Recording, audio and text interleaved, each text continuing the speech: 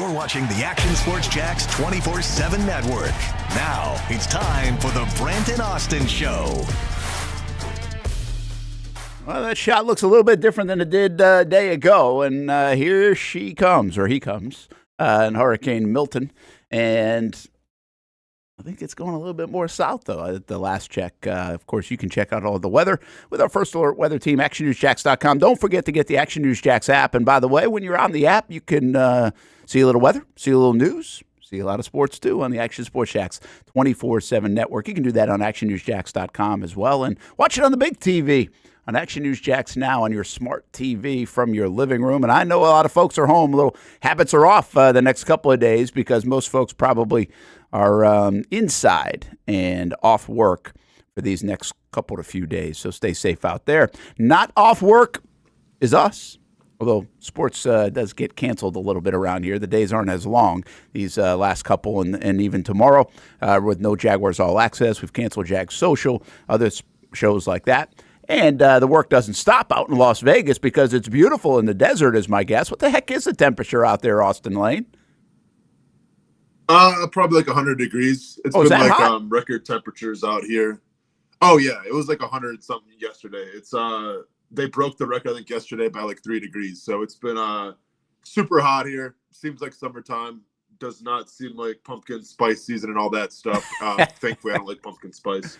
But yeah, wow. It's been summertime over here in Las Vegas. Wow, I didn't know it would still be that hot in October. I knew it could get hot, but obviously you're talking about record heat, and we're just not even in tune with the rest of the world. I just talked to my folks and people up north in the last day or so. They said it was 44 degrees in Massachusetts this morning.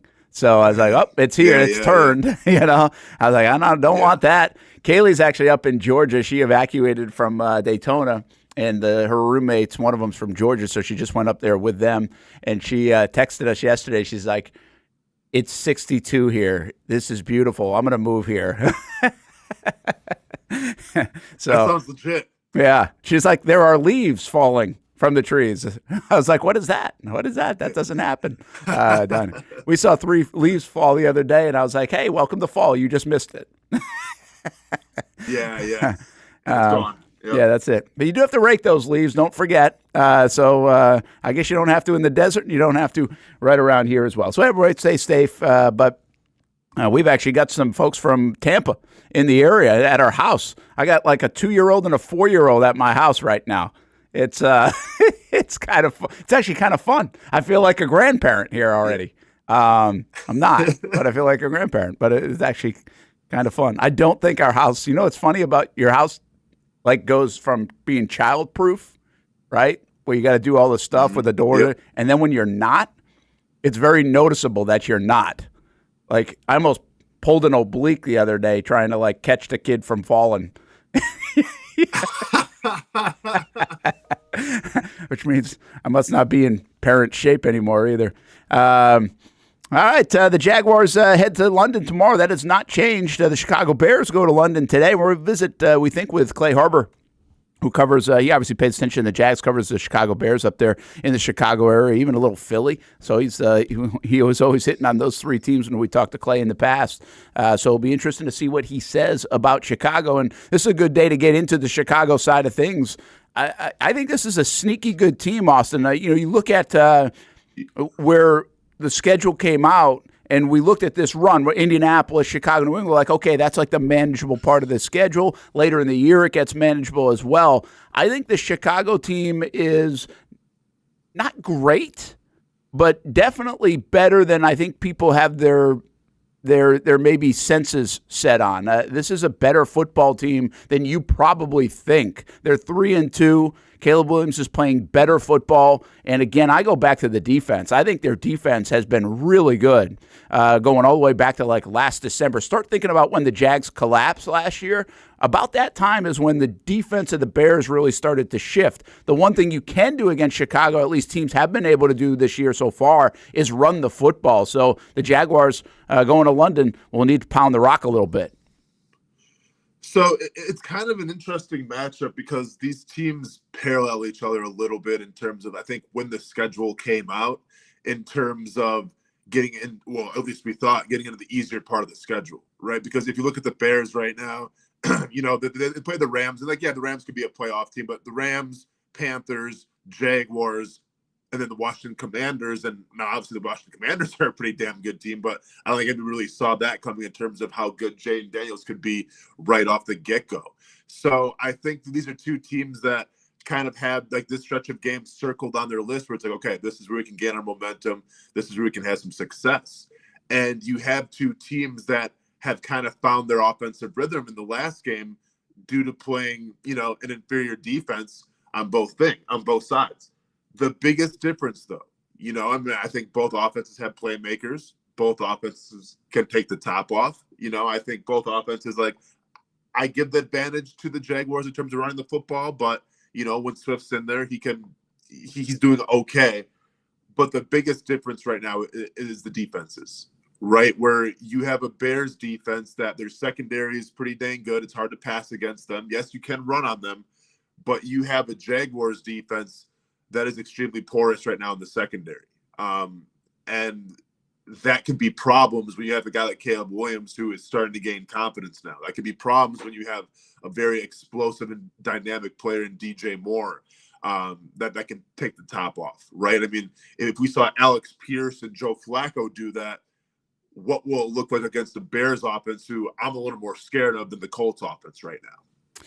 Yeah, I think you just hit. It is a fascinating matchup in a lot of respects because you'll say the passing defense is really good, and it is of Chicago, and then you'll see Caleb Williams is really good, or he's playing better, or he can be dangerous, and especially against the secondary, if you keep plays alive, which he can do, and then make the off-platform kind of throws, which seems very dangerous against the Jags right now, and really probably against any team, but right now, especially against the Jags with the amount of busts they are giving up. But then you say, well, the reason why he's on the run and off platform is because their offensive line can be just okay, very much just okay. So can the Jags get some pressure, create some pressure? And then you're almost like, well, don't let them just run around back there because that seems like it's dangerous time against the Jags secondary. So it's just a lot of mental gymnastics with this game. The bottom line, you just said something, the disparity is amazing if you look at some of the metrics and numbers on the defensive secondary. The secondary of the Bears right now, in I know some of your favorite categories. I just saw a chart yesterday. They were number 1, all right? The Jags are 32. That's all you need to know. I mean, there was a metric where it said Jaguars for secondary and corners and all that, 1 and 32. Bears 1, Jags 32. I don't know if that area actually – I get it impacts the game, Austin. I've never really looked at a football game and said, wow, you have the best secondary in the league, perhaps, and you have the worst secondary in the league, perhaps. Is that going to turn the game in somebody's favor or not? I mean, so what's the metric? It's just giving up big plays, giving up yards. Do we know? It was one of those EPA PFF type. It was just honed in on not the whole defense, but it was just honed in on the secondary. And I didn't even know they did. Okay. Listen, man, there's stuff out there. I don't even know what the hell half of it means. But I also think, I hear you. Here's what I say about that stuff. When you can see it with your eyes as well, right? What are we talking about this week in Jacksonville? The secondary. What did I ask you yesterday? How do you fix the secondary? How are they going to be able to do it? Yeah. What are they going to adjust? What's the answer? And we do know, you just started this with, hey, Chicago secondary really good. They don't allow a lot of passing yards. So sure. when those kind of charts and graphs also measure up with what our eyes say, I give it more credence. It doesn't matter what it means. We know kind of, okay, that's what it is. There are some charts where it's hey, Trevor's not really leading the league in stats, but he's got the number 4 EPA, right? Something like that. Then it becomes a little more muddy, and people are leaning it, and maybe there's a little spin involved. But the bottom line is, do you think how much does a good secondary impact the football game from a win-loss standpoint? It certainly impacts the way you can play, but does it impact a win-loss standpoint in this game? Is it going to be the difference at Tottenham on Sunday in this football game? I mean, it could very well be the difference just because we talk about secondaries and we talk about the big plays, right? And nothing can kill your momentum or gain your momentum, depending on who we're talking about here, like a big play, in the passing game. It's going to be ideal for the Jaguars to pound the rock, I think, kind of establish the line of scrimmage, maybe a big dose of Tank Bigsby again, so be it. But, in terms of the analytics and everything, here's all you have to know about the Bears and Jaguars defenses. The Jaguars give up around over 100 yards more per game than the Bears defense does. That's it. 100 yards more. That's a lot, right? I think the Bears, in terms of team defense, is like, I think they're 7 or 8, and the Jaguars, well, they aren't. They're 30th in some, categories, 31st. They're the bottom of the league, right? So, yeah, that glaring stat to me is everything, because it's like I said. I mean, both teams I think can kind of run the football. I think the Jaguars have the advantage there. Cool. Both teams can take the top off. Both teams can be dynamic. All this stuff. What it comes down to is the defense. So if I'm Doug Peterson right now and I go, okay, I mean, do I really want to get in a track meet with DJ Moore, with Rome Odunze, with Keenan Allen if they're all playing?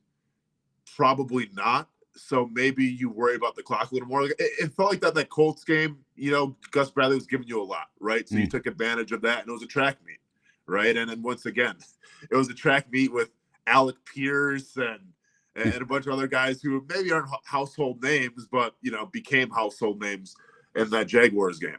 This will be different, Brent. And this is almost more like I felt with the Houston Texans. Now, when the Jaguars played the Texans, yeah, Nico Collins had a big day and everything, but for the most part, the Jaguars secondary kept them in it, right? And that's the most important part. But to me, it's complementary football.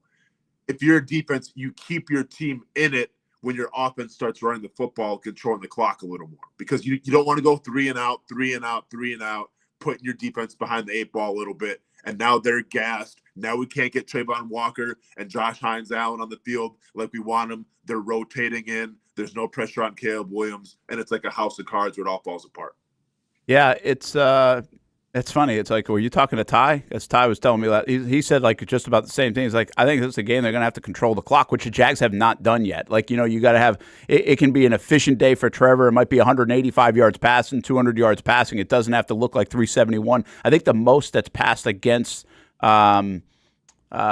Chicago this year, I think I looked it up, with Stroud at 260 this year. I think he had 260 yards. So it's been tough to do against them. But he kind of said the same.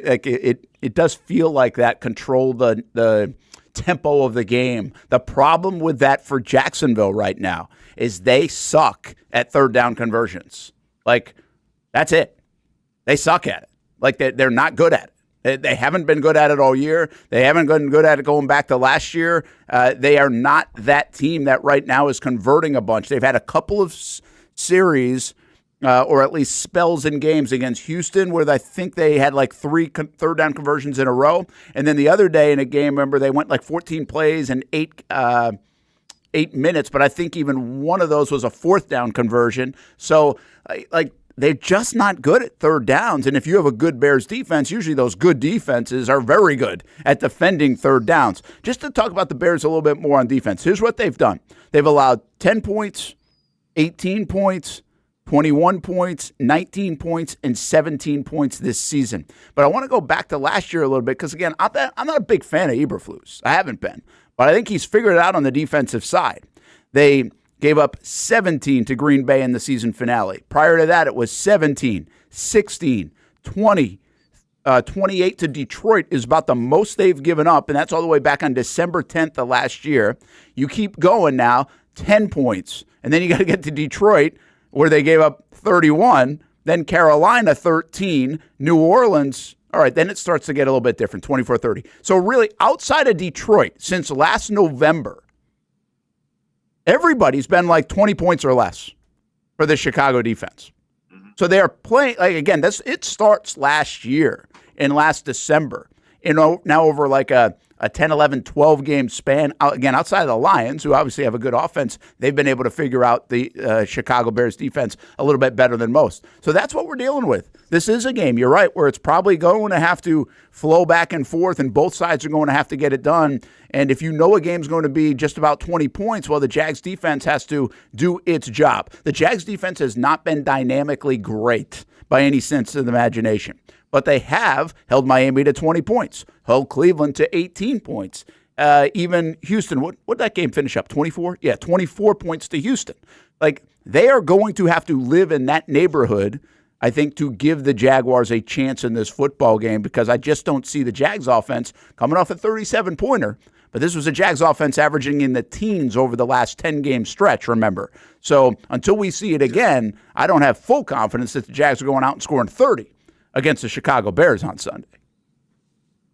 Yeah, I think it's going to be hard to fathom, to be able to do that. And this is the classic example, Brent, of a team with Eberflus who is playing complementary football, right? Like when you have a rookie quarterback who, I don't want to say he looks shaky or anything, but like obviously, there's a lot to learn. There's a lot to pick up on when you're a young quarterback in this league, and you have a defense that can, win the turnover margin, number one, but number two, get the offense that they're going against off the field pretty quickly with three and outs, and give that quarterback an opportunity in Caleb Williams to, get more plays in. And I think when you have that complementary team like the Chicago Bears, it's a formula for a hard game. And it's wild that we're talking about it because, once again, I think when we broke this thing down to start the season, this game wasn't like, maybe it was different for you because I think you had the Bears going to the playoffs. This game wasn't a factor for me. Like I thought, okay, you're playing in the UK. Hopefully you win one or two games coming off those, those first four or whatever. And then you go to the UK and, you kind of find your momentum a little bit. You play the Patriots and the Bears, two teams last year that I think a lot of people slept on, rightfully so. And now you have a Bears team that has quietly gone under the radar since November, of maybe having the number one overall team defense since November, has gone under the radar of just how good they are. And then when you pair that now with a new quarterback, some new offensive weapons, you're starting to see a team gain confidence. So you have two teams right now that have gained confidence. You have two teams right now that are feeling really good and are kind of, crescendoing up in the right direction. Now it's like, all right, something has to give here. And if you're the Jaguars, how do you stop the Bears from keeping that momentum? Yeah, it's a really good point what you bring up. Even I did think Chicago was going to make some noise. It was a nice little pick it's really been a sexy pick, I think, for them to make a big jump this year with all the weapons that they have on offense. I wasn't like all in on Caleb Williams either, but obviously you knew he was going to have talent, and I love the way they set him up on offense overall. Plus you marry that with the defense, that what they're doing. But the difference I thought when the schedule came out was that the Jags were going to be a lot better. Right? I didn't see the Jags being 1-4. And so that's the part that's really changed the story for me. Now, one thing that hasn't changed for me, I don't know if we can sit here and count. I don't care who they're playing because we know this is how the league works.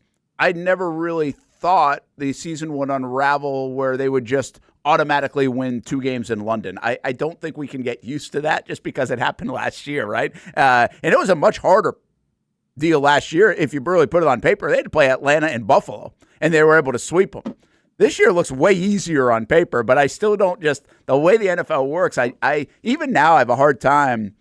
I don't even know what I'm doing this week of this game. I kind of feel like Chicago's going to win. I feel like the Jags are going to win the Patriots game, but I just feel like a split here is kind of the way it's going to be mapped out because of the way the NFL works.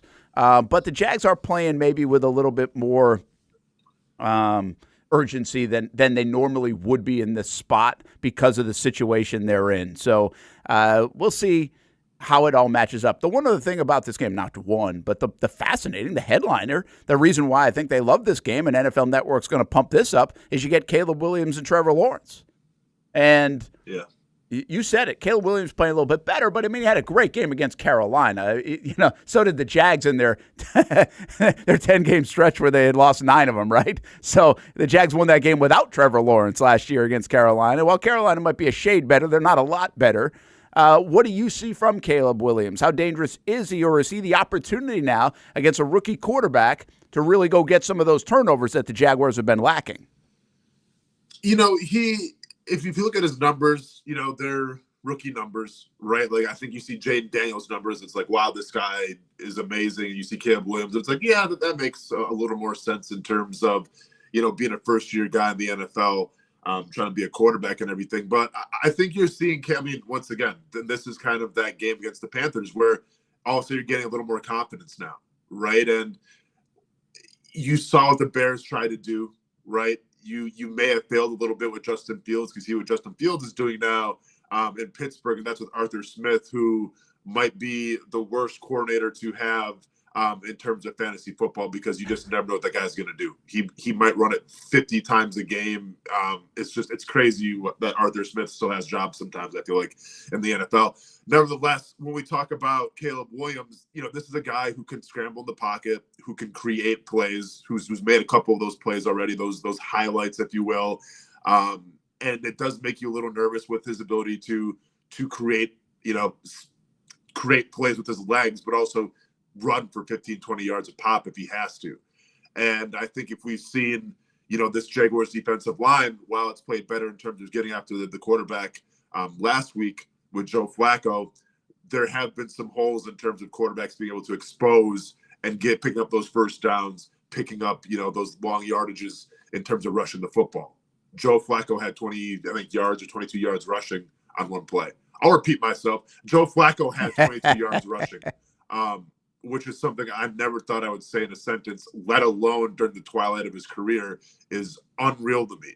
So if you're allowing Joe Flacco to escape the pocket and get 20-something yards, what can Caleb Williams do? So, in terms of the pass rushing plan, yeah, we have to see Josh Allen get home. We have to see Trayvon Walker get home, but there has to be a plan set up now.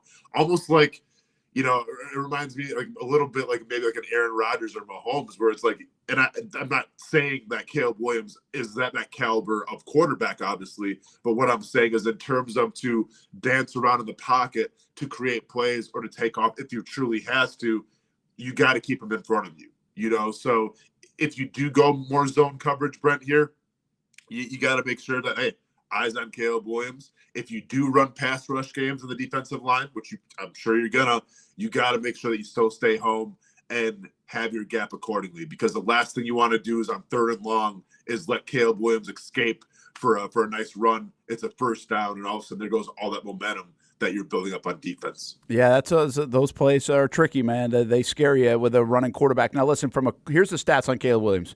He's got 21 carries for $113. He's got one big run. He's got a 24-yard run. So he's not. We're not talking about Lamar Jackson here. I don't even think we're talking about Patrick Mahomes here.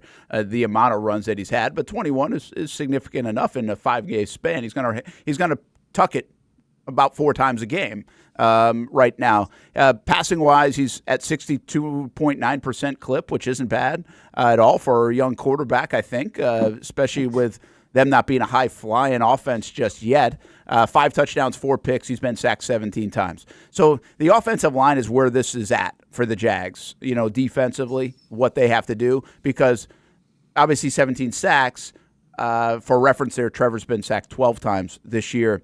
And DeAndre Swift is not running it great. He's running at 3.2 yards a clip. So, again, those are things that speak to the offensive line, Austin, that's probably where you can attack this football team. That front four is going to have to play well. And we'll see if the Jags are able to neutralize. And really the big thing for me is when you're playing really now back-to-back quarterbacks. Drake May's going to start against Houston, and then he's going to likely start against you in London next week at Wembley. When you're playing these young quarterbacks, you have got to be able to force them into some mistakes. Like this has to feel, to me, this feels like it's got to be at least a 2-turnover game for Caleb Williams. Because the Jags are due, first of all. They have to start impacting the football game with turnovers on defense. And the recipe usually is, okay, let's go take advantage of a young player who's only played a handful of games in the league. No, without a doubt. Brent, I want to ask you this question because, to me, this game's about momentum, right? Like the Jaguars found something now on offense, right? And obviously the Bears have found kind of their own magic now against the Carolina Panthers. Congratulations. There's momentum brewing on both teams. Do you think, is this a good thing? And I get like this is always going to happen because, it's England and this is what the Jaguars do. They go to the UK, and I think fans have finally accepted it. But do you want to see this team go to the UK now after finding some magic on offense from getting momentum? Or would you, I think we would all agree we'd rather see them play, in Jacksonville again. But, do you think it's not maybe the most opportune time to go to the UK now since they kind of finally found something on offense? Yeah, I don't think that. I don't think so. I don't think that way, I guess. Let's just say. I get what you're saying. Like last year they went 1-2 and then they go find yourself on that trip. But I think it just worked out that way. Again, those are storylines that like, you come up with something in your mind why it changed. Well, it's like, well, that 10 days really made a difference. And I said this yesterday on the show. Part of the reason that 10 days made a difference, Austin, is because they won the first game over Atlanta. If they don't win the first game over Atlanta, I'm not sure the rest of the 5 days there before the next game would have made that much of a difference. So you got to, the context of that to me is important. I do think this is a football team, and I understand it from a fan base perspective. It's different. But this is a team that kind of embraces this. They embrace the London stuff. The people that have been here before, I don't know about the newcomers like Armstead and Darby and other players, but the players like Trevor and everybody else, they seem to embrace it. They don't mind it, and they've got the right mentality for it. And so you know this about sports, man. If you can get back there and go, it's like Trevor playing against the Colts, right? Trevor got his first win in London against the Dolphins. Last year's team found themselves, had a good experience over there, won a couple of games. They feel good at the moment. And quite frankly, I think it actually is an opportune time to maybe get on a little bit of a roll because of the way they feel about things, when they are over there. And that's not to suggest, get into all the stuff of, well, they can win over there and they can't win over here. And, well, maybe they should play 6 games. That's not what I'm suggesting. I'm just trying to get into the psyche of this football team and where they could be at. So I got to believe that's the way they're going to look at this one too, Austin. But I'll repeat myself here. It all depends on what happens in that first game. If it's a good trip over there, the rest of it, because you can easily, if you lose and you go 1-5 now on the season, by Thursday of next week, they ain't gonna like being in London. I can guarantee it. Yeah. No, that's a great point. You'd always want to see them play the Patriots first, right, and then the Bears, because I think the Patriots obviously is the easier matchup to gain a little more momentum. Yeah, you're not wrong there. I think it's something that we don't really talk about a lot because this is kind of new of playing, one home game and one away game in the UK. But it is a great point where if the first one doesn't go well, does that snowball to, man, I just want to get the heck out of here, and get back to my family and get back to the States. It's a good point that I think we don't really talk a lot about just because, it went so well last year, right? So once again, we'll see what happens this year, but you have a Bears team right now and once again, I'm not like the finger's not on the pulse in terms of this fan base on Twitter or anything. I feel like people are expecting the Jaguars to win this game in pretty easy fashion because, it's the Jaguars in London. They know how to play in London, and it's against the rookie quarterback and all this stuff. But I do think, and I agree with you here, I think it could be a tough game for the Jaguars. Here's the thing. Here's what I feel this is totally just a gut feeling about the fan base. And maybe the Storm's got something to do with this, and everybody's kind of thrown out of whack a little bit. But I feel like they don't care if they play on the moon right now. I think this fan base is thirsting for this team to get back in it somehow. Give them a little bit of hope here in Jacksonville from a fan base perspective that we can trick ourselves into thinking they can still make a playoff run or they can gather this thing, they can turn it around. Because the one thing we all know, from Shad Khan to the fans to us, we're going to have Clay Harbor on in just a couple minutes, we all know this team is better than 1-4. Like, they are a better football outfit than 1-4. We've seen 1-4 when it's not good. This is not it. And so I think this fan base isn't even caught up in the London stuff as much as usual. I don't think they care where they play right now. I think they just want to see a couple of wins so you can get us back into it, because this was supposed to be a year to enjoy, not a year to just, oh my gosh, here we go again. So I think that's my temperature on the fan base. What I can't figure out is if I even feel if they're going to sweep this or not. I don't think they've given up enough evidence. I've been saying this all week. Indy is a perfect remedy for this football team for whatever reason. Sports are about matchups. They like that matchup. I don't know if Trevor just did that because he loves playing against Indy or if he found something. I don't know if the Jags offense just did that because they love playing against Indy or they found something. We're going to find out over the next couple of weeks if they found something. Here's what we did find before we head for a break. Tyson Campbell, the 21-day practice window has been open for Tyson Campbell, so that's good news. Now, that does not mean he'll play. In fact, he won't play on Sunday. He won't play probably, I don't even know if he'll play next week. We'll see. But that looks like they'll bring him to London now, and he'll get on the practice field. We saw this with DeJuan Smoot last year, I think it was, when they opened the window for him, and he actually played, I think, in that second game against Buffalo last year. So we keep an eye on next week, I would say, against the Patriots, and then definitely the following week with the Green Bay Packers, as they'll be very careful to bring Tyson Campbell back too early like they did a year ago. All right, let's take a timeout. We come back, we'll have Clay Harbor on. He knows all about the Chicago Bears, so we'll talk a little bit about that. And Brian Thomas running away from the Indianapolis Colts. That picture was awesome, by the way. Just a great picture. Marcel Robinson taking that shot. Yeah, man. We hope there's more of that. Maybe that's a little symbolic, that picture, for years to come. They'll be throwing that one back maybe 5, 6, 7 years after a couple of Pro Bowls for Brian Thomas Jr. That was a cool picture to see. We'll be right back. Nobody but Nimnicht. Our family has purchased 6 vehicles from Nimnicht Buick GMC. The #1 Buick GMC dealer in Jacksonville has lots of inventory to choose from with their best price guarantee. Who gives you top dollar for your trade? Nobody but Nimnicht. Save up to $10,000 off select new GMC Sierras or get rates as low as 1.9%. You know I'm a truck guy. GMC Sierra, my trim level is an SLT. This one's an Elevation. Pretty good looking color as well. So here at Nimnicht Buick GMC, you have a lot to pick from.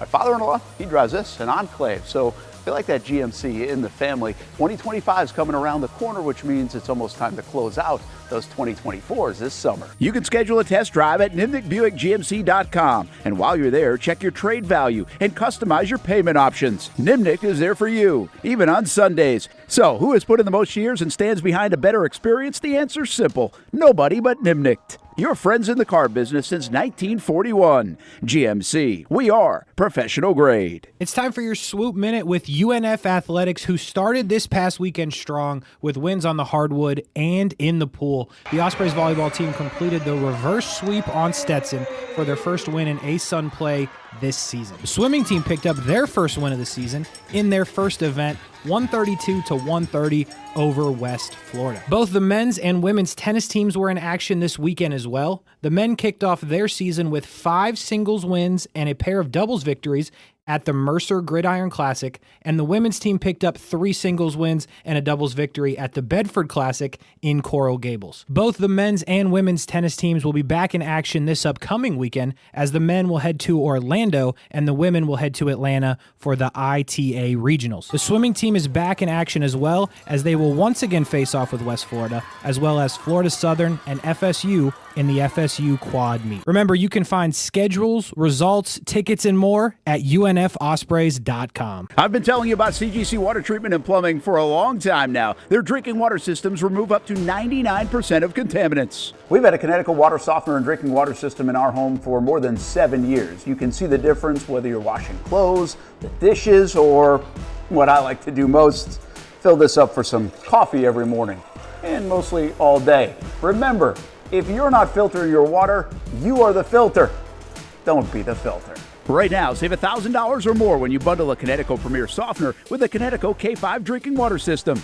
The experts at CGC Water Treatment and Plumbing will test your water for free and determine your water score. Don't know your water score? CGC will find out and recommend the appropriate Connecticut water treatment solutions so you can improve it. Call 904-552-1242 or visit cgcwater.com. Ask about our 90-day love it or leave it guarantee. CGC Water Treatment and Plumbing, an authorized independent Connecticut dealer. Florida license number CFC 1432579.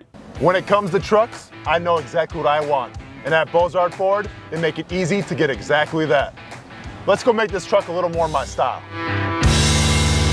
With Bozard Built, I can create my perfect truck right here. Lift kit? Check. Premium wheels?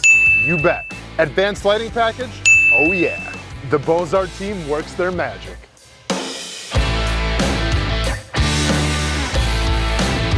From bumper to tailgate, I'm making this truck mine. It's everything that I wanted and more. From the field to the gym to weekend adventures. This truck's built for my journey. Bozard Built. Customized for your lifestyle, built to exceed your expectations. Check out the inventory and available options at bozardbuilt.com. Unleash your dream ride. Customized, covered, and Bozard approved.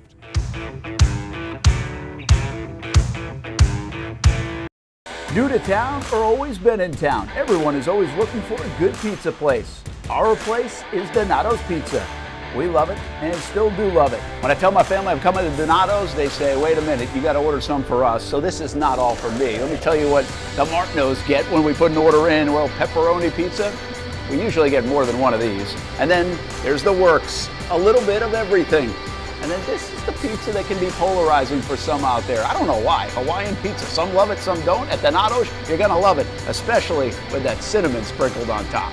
Try the pizza my family likes or try your favorite. Right now, you can use the code BRENT20 and get 20% off your order. Every viewer and listener is important to us, and at Donato's Pizza, every piece is important. From fresh ingredients to the dedicated team members and you, the valued customer. Donato's Pizza, where every piece comes together for a winning combination. Jack's Beach and Mandarin locations, Donato's Pizza. Every piece is important. Welcome back to the Brent and Austen Show, streaming on the Action Sports Jax 24/7 network. Hey, there's a lineup here, and we've got that lineup today. Miller and Moulton Show in the books. Brent and Austen right here, just getting going in Young and Norvell a little bit later on. Join those guys. I think they're still on location today at Twin Peaks, I saw. So we've got the lineup here in the Action Sports Jax 24/7 network. We just launched another episode of After the Game this week with Mike Pickett and legendary soccer coach. You can see that on the network. Jags Report Live with Cam Little. If you missed it, we replay that during the day today, and many other things, including the Scrap House tonight with Austin Lane and Casey Kurtz talking some wrestling at 7 o'clock on the Action Sports Jax 24/7 network. Brent Martineau, Austin Lane out in Vegas, and okay, here we go. We're going to go the triple location setup. We're going to go to Chicago, I think. I think that's where – I never know where Clay Harbor is. I think he's in Chicago. And we got the trio, a couple former Jags, and me. What's happening, Clay?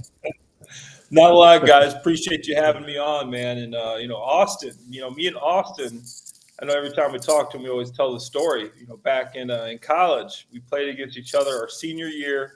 And the Missouri State Bears, my Missouri State Bears, got the W. Yes. So I always have to bring that up every time I see Austin. And I'm always going to bring up that I had 3.5 sacks, Clay. Now, that wasn't your fault because I think you're more of a receiving tight end than obviously a blocking tight end. But I have to bring that up as well. Hey, you played very well, but the victory was ours. And you're right. It was. Back in college, I was a receiving tight end. I got to go out on every route. It was a beautiful life. But then in the NFL, man, you got to do pretty much everything if you want to last in this league. And they taught me pretty quickly that I had to learn how to actually block people. So. Well, and hey, here's the deal, by the way, too. Clay Harbor almost turned into a linebacker with Chip Kelly in Philly, and Austin was almost a tight end as well, like coming out of high school. So, yeah. So you guys almost did play other positions. Yeah, that was always fun. Chip Kelly, Clay, we're gonna move you to linebacker today. Come into that meeting. I'm like, all righty then. I've never played defense in my life. And this was my 4th year, Austin. This wasn't a rookie coming into the NFL. It's my 4th season. 4 years of playing tight end. I'm a vested veteran that he's telling to move to linebacker, okay? I'm like, okay, maybe if this was my rookie season, I'll try it. This guy has, some new and exciting thoughts and stuff. But at that point, I'm like, man, just get me the heck out of here. No, I mean, listen, with all due respect to Chip Kelly, I think Chip Kelly is great at a lot of things. I'm not sure if picking defensive players might be one of them. So that's kind of crazy that he alluded to you playing linebacker, man. I can't believe that. Yeah, I don't think that's why Chip worked. That's the way Chip worked, right? He was like, forget about defense. Let's just go score points. Yeah, I think he's still doing that today. Crazy enough. All right. Hey, let's talk about this game, Clay. Wanted to get you in. Obviously, you pay attention to the Jags down here. I see you tweeting about them and keeping an eye on them. We know you keep an eye on the Eagles, too. Eagles and Jags kind of have struggled, really, ever since last December. But Chicago has not. Defensively, really, they have turned it up. Austin and I just spent the first 20 minutes of the show. I'm worried about this Chicago defense. They have been in a groove. Haven't been a big Eberflus fan, quite frankly. I thought they maybe should have reset things when they were going after that number 1 overall pick. But the defense has been consistent since really going back to last November, outside of a couple of Detroit games. What are they doing so well on defense? You're exactly right, Brent. And Caleb Williams and the offense is getting a lot of the attention because obviously he's Caleb Williams, the number 1 pick, the Hollywood, USC, everything going on there. But the real story to this season has been how good the defense is. The stat that almost seems unreal is the last 11 games. The Bears have allowed, the only team in the NFL right now, haven't given up over 21 points. So if the Bears score 21 points, game over. An 11-game span here. This isn't a 4, a 5, a 6, a 7, an 8, a 9. This is an 11-game span. They haven't given up over 21 points, right? They're third in the NFL in turnovers right now, and that's coming off the back of the last 6 weeks last year where they were number 1 in the NFL in turnovers. So they have a span of 11 games of really good football. They averaged 15.5 points a game during the last 6 games of last season. This year, they're averaging 17 points a game. Once again, that 11-game span where this team is just playing great defense. They had some big-time acquisitions this year that kind of flew under the radar. Kevin Byard, a couple big interceptions, has been a tackling machine. But the one thing that is a little worrisome for the Bears is Jaquan Brisker. He might be the defensive MVP so far this season, a guy that's extremely underrated at the safety position. The Bears' leading tackler this season forced a big fumble last week, but in doing so, he landed in concussion protocol, self-reporting concussion symptoms, which is his third since he's been with the Bears. Each time he's missed at least 2 games. So Jaquan Brisker will be out.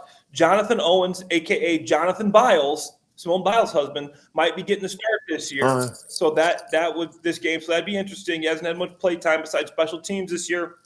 But you said it, Brent. This defense is special. Montez Sweat's been good. The linebackers are great. But the real stars of this defense is the defensive backfield. I mean, Clay, when this schedule got released, we're talking about the NFL preseason. I think a lot of people in Jacksonville said, okay, you're going to the UK, you're playing Chicago first and the Patriots then. Okay, this could be a 2-game stretch here where we have a lot of success. And now all of a sudden we're seeing it's like, all right, Chicago might be kind of the real deal, especially after that Carolina Panthers game. And obviously the Jaguars haven't really reached expectations yet. In your eyes, from where you were in the preseason to where you are now about this Bears team, are they reaching expectations? Are they underachieving? Are they overachieving? Or they kind of thought, are they where you thought they were going to be? I think they're right where I thought they would be. I picked them at 9-8 this year as a solid team. And I know that Caleb had a great preseason and people are salivating, thinking he's already the next coming of Joe Montana. And, I knew it was going to be a process, and even now he's missing some throws. He's missing. I'm watching the All-22. He's missing a guy here. His eyes don't look like they're in the right place. Maybe somebody runs the wrong route. He's a little slow on the read. He's still got a little bit of that college in him, where there's maybe a guy open, but he's going to run around and try to make a play. But everything considered, where they are now as opposed to where they were 3 games ago, I mean, this thing is just on a trajectory flying high. I mean, they're playing complementary football. The run game has really picked up. They had the worst run team in the league the first 3 weeks. And these last 2 weeks, DeAndre Swift has had 285 yards from scrimmage and has really picked things up. And to me, it's not a surprise that Caleb Williams has these 2 great games when the running game gets going. It's a symbiotic relationship here. Once you start running the football, that opens up a lot of things in the pass game. DeAndre Swift, to me, is still leaving a little bit of meat on that bone with some of these runs. They got a good number 2 running back, Roshan Johnson from Texas. Second-year man, was a draft pick last year behind Bashan Robinson over there at Texas for 4 years.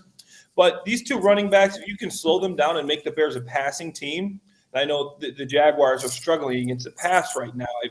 I've seen it and watched, and Joe Flacco just shredded him. It's like, come on, this guy needs a wheelchair to get on the field. He's so old. But if you can slow down this run game and make them a passing team, that's where the Bears get into trouble. Yeah, Clay Harbor with us. Austin Lane out in Las Vegas. Clay in Chicago. Brent Martineau here on the Action Sports Jacks 24/7 network. Bears and Jags coming up on Sunday. It's a fascinating game in a lot of ways because if you missed the stat that Clay just shared, 21 points is the magic number. They don't give up more than that in Chicago. The Jags haven't scored much more than that. 2 occasions now in the last, I think it's 10 games, maybe 11 now, that they've scored over 21. That was against Carolina last December and just Sunday against the Colts. So the Jags have had problems executing and getting the number of points that they need. So this is going to be interesting to see which gives or what gives. And if it doesn't give, the Jags are going to be in trouble, of course, on Sunday. Clay, How do you view what's going on in Jacksonville right now? Trevor got off to a slow start. Obviously, a lot got remedied on Sunday with that performance, but you also have Tank Bigsby playing really good football. Evan Ingram, we think, will come back this week. Brian Thomas Jr., a nice – like, they have a lot of good stories despite their 1-4 record. It's a little bit of a why is this going on here in Jacksonville type thing right now, Clay. What do you see from outside? Isn't Campbell coming back soon too? They just announced that he's coming into the 21-day window. They just announced that in the last 10 days. But I don't think he'll be back Sunday. I think he'll be back maybe against the Patriots, but I would look at him more toward Green Bay. After they come back stateside. Yeah. So for me, it's been a couple of things, right? And some of it, I mean, it's just bad luck. I mean, you look at the Miami Dolphins game. I know you guys probably talked about that on nauseam. This game, you are slamming the door closed. You are running in the end zone from you're at the 1 yard line and you fumbled 2 plays later, touchdown to Tyreek. You want to say, I know, Austin, you want to say, hey, you got to be able to come back from plays like that. But that is one freak accident right there away from a game. And it feels like there's been a lot of that besides the Bills game. That was just a straight-up beatdown, right? That was just ugly. There was really nothing to take from that. Yeah. But it's been tough. You have some key injuries there, and Trevor he has been missing guys. He hasn't been the guy that you want him to be. He looked really good against the Colts, I'll say that, and hopefully he can keep that going.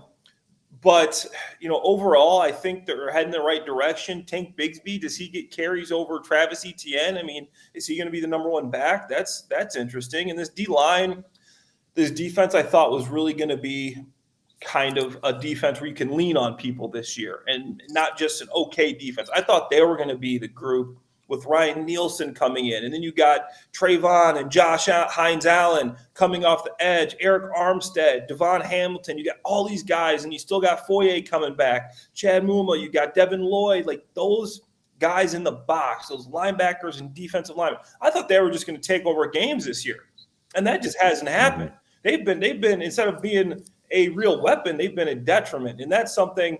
And I know I'm an offensive guy, and the offense has to get better. But with this team, with the new coordinator, with the guys that you have, Trayvon and Josh Allen, I thought this defense was just going to be wreaking havoc on teams, and we're going to be closing out games. So to me, if you can get this defense playing, I think the offense will come around as you get more guys back, and then you'll see an improvement leading into the rest of the season. Obviously, I don't know if that'll be enough. Well, and Clay, you mentioned it. It's about playing complementary football. And I think what worries me more than anything about this matchup coming up Sunday is the fact that DJ Moore is a game record. He's an X factor. And this guy has explosiveness written all over him. And we see a Jaguars secondary right now that is very porous in terms of surrendering the big play. We saw Alex Pierce, I don't think anybody had that dude in fantasy last week, and he absolutely went on. What is DJ Moore capable of? I mean, because I've seen a couple Bears games, but I haven't watched it closely like you have. I mean, are they trying to force feed him the ball now? Are they running gadgets with him? Is he in the slot? Is he in the outside? Like, are they trying to get him the ball, Clay? Yeah, and they've been struggling down the field. I mean, Caleb Williams, I had the numbers. I was trying to look for him real fast, but early in the season, they could not buy a bucket in anything downfield passing. But the last 2 games, they have started – perfect timing for the Jaguars. They've started hitting these downfield throws. And you got Keenan Allen, who's more of that possession guy. He's going to do the option routes inside. He's great at that, the intermediate throws. But DJ Moore is that downfield guy that you look at him, you don't think this guy isn't that tall. I mean, he's fast. He's 4'4" guy, but he's not super. But he just makes plays downfield. He just goes up, gets the ball. He's a great route runner, and he knows how to get the ball. Right here is a stat that will kind of tell you the trajectory of this Bears team, right? The first 10 quarters of Caleb, he had a 57% completion percentage, a 0-3 touchdown to interception ratio, and a 57 passer rating. His first 10 quarters of play. The last 10 quarters that he's played, he has a 70% completion percentage, a 5-1 touchdown to interception ratio, and a 110 passer rating. So this guy, the last 10 quarters, has been playing high-level football. I don't know what happened. I don't know what just clicked. I know it doesn't just click, but for whatever reason, he's been able to get downfield against the blitz. I mean, he's been incredible. I had another against the blitz. The last the last 2 games, he's 17 and 19 for 200 yards. Wow. Before the first 3 games, he completed 42% of his passes. But 17 for 19 for 200 yards the last 2 games against the blitz. And obviously he's playing against some of the worst defenses. The first 2 games of the year, he's going against the 1st and the 5th overall defense. I mean, that also has something to do with it. Last week he's playing against the Carolina Panthers, who were given open tryouts just to try to get a guy in the field roster. I mean, they're just decimated with injuries. So that has to do with some of who you're playing, but he has improved a lot, and the downfield passing is definitely something to worry about. All right, so what do you like here? Do you like before we let you go, I mean, you think that trend continues? Do you think Nielsen dials something up? I mean, the offensive line of the Bears is not great. I mean, so that's the Jags front could attack that if they bring their A game. We think the Jags need to run the football against a susceptible defense of the Bears in that area. How do you think this does play out over in London with a desperate Jags team, quite frankly, to get back in this thing, and a Chicago team feeling some pretty good momentum right now at 3-2? Yeah, if I'm Doug Peterson or Press, who's calling the plays? Is it Doug or Press? I did not set that up. I promise. It's kind of like American Idol. I think we just kind of vote. You know, we call it a vote. We don't even know right now. I have no idea. Play. Press is calling the plays. Press is calling the plays. All right. Yeah. So if I'm Press Taylor and I'm looking at this Bears team, this Bears defense is great, but against the run, they are susceptible. You can run the ball against this team. They haven't stopped it. Against the Panthers, obviously they had to get away from the run because the Bears forced 3 turnovers and the Panthers forced 0. Okay, so when you start giving the ball up and you find yourself getting behind, okay, now we got to pass the ball. But they didn't even stop the run against the Panthers. They've never stopped the run this year. The only time they stopped the run when the other team had to get away from it. So if the Jaguars can stay ahead of the chains, if they can stay ahead on the scoreboard where they can run consistently, you kind of keep this defense at bay because they're really good when you start throwing the football. But to get my pick, man, I've been going back and forth with this one. I think this is an absolute pick 'em. Trevor had a good game last week. Caleb coming in high. I just think the Jaguars know how to travel to London. I played in London 3 times, and it does matter the more you do it. I remember the first time I was out there, I'm wide-eyed. I don't really know what I can't set up my routine. Jaguars do this every year, right? This is something that by the time the 3rd time I'm out there, I'm like, okay, I have my routine. I'm familiar with this trip. I know what to expect. And that's huge when you actually have something to go off of. I know what this field looks like. I know what this locker room looks like. I know how it's going to feel out there as far as condensation. I know how it's going to feel out there making cuts. I've done it before. So just because of that, they do it every year. They were there last year. I'm going to go with the Jaguars in a very, very tight game. I think it's going to be, low scoring 21-17 type ball game. All right, man. Hey, great to see you, Clay Harbor. You're not going over there, right, at all? No, not going over there. I'll be back here talking about it, though. That's good stuff. You're all over the place. Great to see you. And, hey, let's check in again, maybe before the Eagles game, Sunday night football game coming up in a few weeks. Yeah, sounds good to me, guys. All right. Have a good one. That's Clay Harbor. 2 former Jags right there on the same screen, which is always fun. Yeah. Clay joined us a couple years ago, each and every week, and he's doing a lot of TV work up there in Chicago and really pays attention to the league. But these 3 teams in particular, ones that he has connections to with Chicago, the Eagles, and the Jaguars. While we were talking, by the way, some big news out of Houston. Nico Collins is going on IR. All right, that's let me go check my fantasy team real quick. Yeah. Sorry about that, Brent. Check your fantasy team. That's kind of a big deal, right? Like that's a little bit. Mm-hmm. And listen, this isn't like the tipping point one, but this is why I continue to say, stay in the fight, right? Stay in the fight because you just don't know how things are going to shake out, and they have depth. Well, all those things are right, but I just feel like. Houston's a little bit fortunate to be 4-1 right now, and you run into some ruts during the season. We'll see how much this impacts them without him being there and what they can do to replace. Again, their roster is pretty deep at that spot, familiarity with even guys like Xavier Hutchinson out of Bartram Trail. But Nico Collins changed the game against the Jags. I mean, he was the only guy that they really, really needed to guard, in my opinion, and they still lost him at times in the secondary. So he has a little bit of – he's got a little bit Mahomes, Kelsey Stroud, Collins, right? They find each other. And when plays start breaking down and you get pressured a bunch and you get out of that pocket, I think he's a little bit of a blanket for Stroud, and he's going to lose that guy now for a few weeks.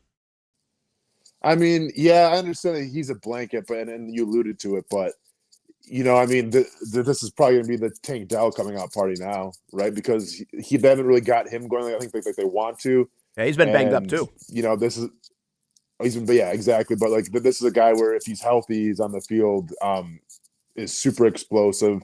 I think Noah Brown's still on the team. John Mechie, like, yeah, I get it. Like, it's one of the best wide receivers in the league right now going on IR, so that's huge to any team. But I think if any team was going to lose a wide receiver for a little bit, I think the Houston Texans will be the one team that if they lose him, he's going to be like, they're going to be okay. They're going to find a way. Yeah, it'll be interesting to keep an eye on. By the way, speaking of your friend, I know it's like we just got Debbie Downered for you because of your fantasy football team. I mean, it's amazing. Like I just felt like your like emotion level, your vibe level today just dropped like 2 or 3 notches. Make sure you don't bring that to the workout later today. We got to make you recover here. Oh no, it's all good, man. I always keep business and pleasure separate, so don't worry about that, man. But yeah, I mean, I'm 4-1 right now in the league back home. Like, there's bragging rights on the line, Brent. And by the way, I think I told you this. Maybe I didn't tell you this. Fantasy hockey might be the dumbest thing I've ever seen. Because like I'm in a fantasy hockey league with some friends. Nothing from back home, just some people that I've interacted with in the past. And they finally coaxed me into joining fantasy hockey. And like how ESPN, they give you like all the projections. They give you like stardom, sit-em. Like they spend a lot of time with fantasy football. They could care less about fantasy hockey. Basically, they say, hey, this guy's playing today. Good luck to you. Don't even get projections. Just, I don't know. Best of luck to you in this fantasy hockey thing. So that's what I'm going through right now as well. And I wouldn't be so stressed about it if the last place loser didn't have to sign up and take the SATs in fantasy hockey. So, like, there's something on the line here. So I'm trying to do my best. That's really it? Zero tools. What's that? That's it? You're going to take the SATs? If you lose this thing? If the last place guy in this fantasy hockey league has to take the SATs. I like that. So, yeah. I don't. And it stresses me out. So I'm trying to do my best, but I have zero tools to go off of. ESPN fantasy hockey, please do better. That's wild. That's a great. How many people are in the league, by the way? I want to say I think there's 14. So I like my odds. But yeah, there's 14. Wow. The draft took 2 hours and 30 minutes to get through. That's a lot. Yeah, Casey plays a lot of fantasy stuff. I'm not even sure he's played fantasy hockey before. Casey, hockey? I have. You have played hockey? Oh, yeah, big time. I've played baseball and NBA. I haven't played hockey. I played NASCAR, golf, football, and but this is a guy that's not a fan. This was years ago when I was in Albany. So we're talking more than 15 years ago that I played all those, and then I was like, screw this, I ain't doing this stuff. Do you like the hockey, or is it hard, Casey? Terrible. I did it about 2 years and then quit because it sucked. It's not fun. Like, I just don't have a good time. Yeah, it's stressful, man, because like once again, like there's like zero tools to help you out. So you literally have to like do a deep diving on every single player, see who's playing, which goalies are up, which goalies are down, because like goalies are a big thing too. The goalie thing, right? Is a debacle, like, yeah. Oh, I know, because goalies don't play like back-to-back games usually. Exactly. So then you got to like figure out which guy's playing, which guy's not playing. Yeah, it's wild.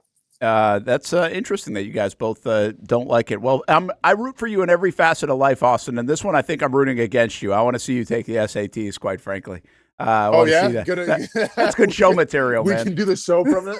Yeah, that's good show material. We can do the show from me taking the SATs? Hey, by the way, speaking of fantasy football, we've got everybody, we're trying to pump up, play with our Lightning League, which we're going into week 3. So make sure if you're in it, you set your lineups, Smash Up Sports and Smash Up Fantasy Sports. And they sent me this yesterday. It said a person that won first place in the free weekly league that is part of the Smash Up Fantasy Sports, they won first place, $700. That came from our group, a viewer, a listener, someone who signed up with us. I love it. So they won $700. So how about that? So now wait, Brent, Did they win $700 based on just like their lineup of like skill, or was it $700 just because like they picked a random name? No, they won $700 because of the skill. So here was their lineup. So, and by the way, just to clarify, so we have a Brent Austen league that we're doing a 3-week Lightning league, and then also on Smash Up Fantasy Sports, you can just play in their big league, like their weekly league, and they have prizes. So that's where this winner came from. They signed up for us and then also played in theirs. And their fantasy team last week was C.J. Stroud, Tank Bigsby, Tyrone Tracy Jr., Nico Collins, Jamar Chase, Travis Kelce, Brian Thomas Jr., Brandon Aubrey, and Arizona defense. My gosh, they crafted they're a good manager of their dollars. That's a pretty hefty team for the amount of money you can spend on that lineup.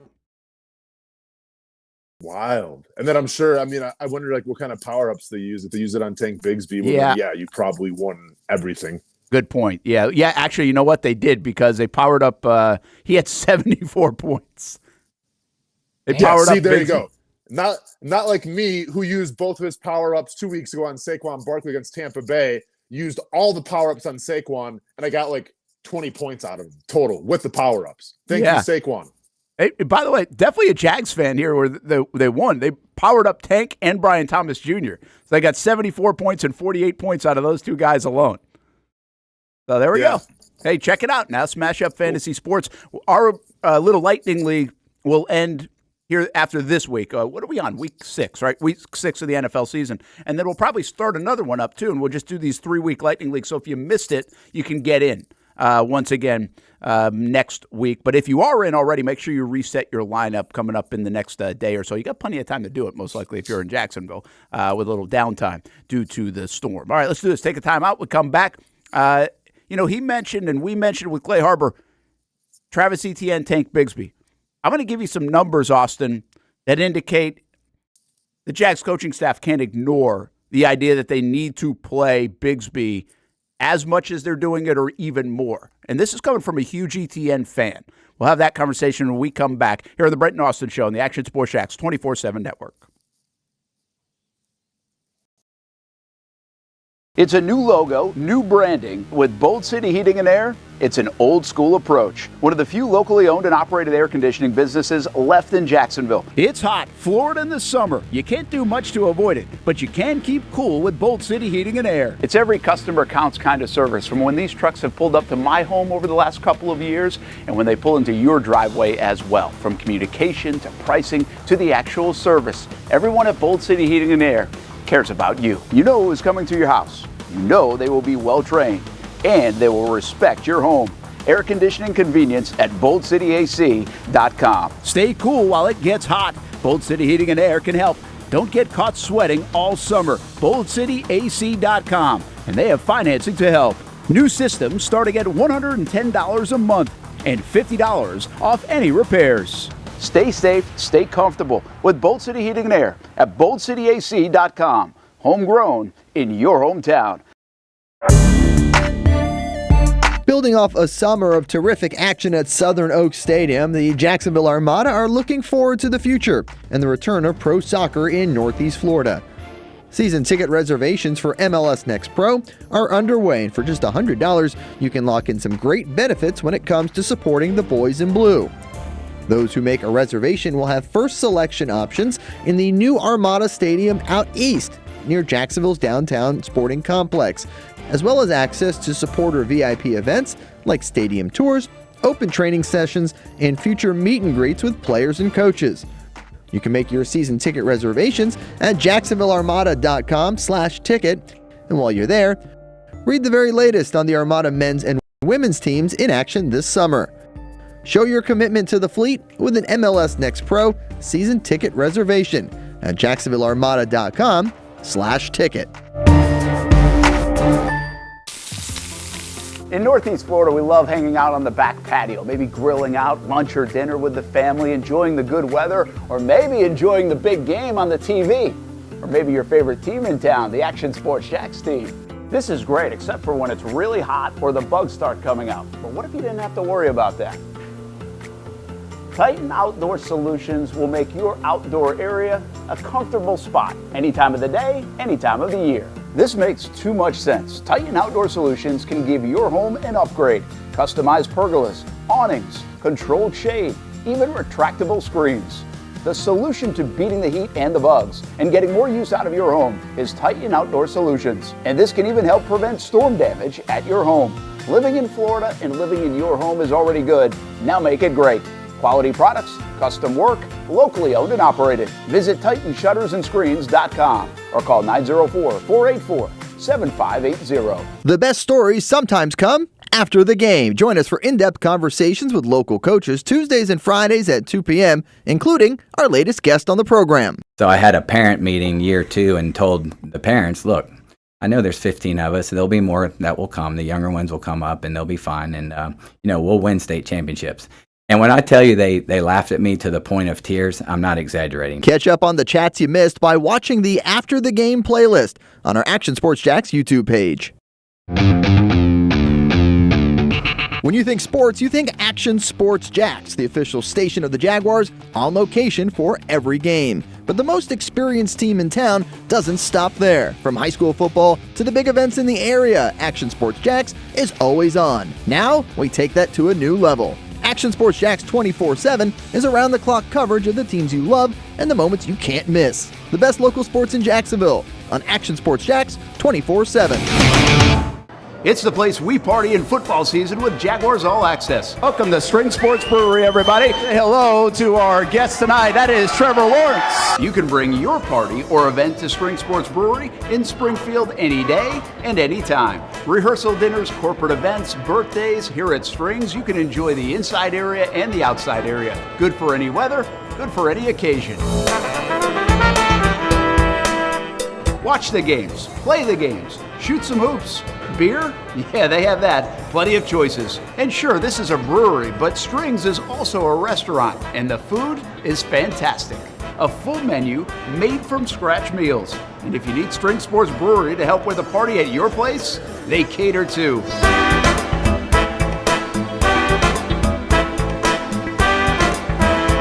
Family, beer, food, sports. Spring Sports Brewery in Springfield.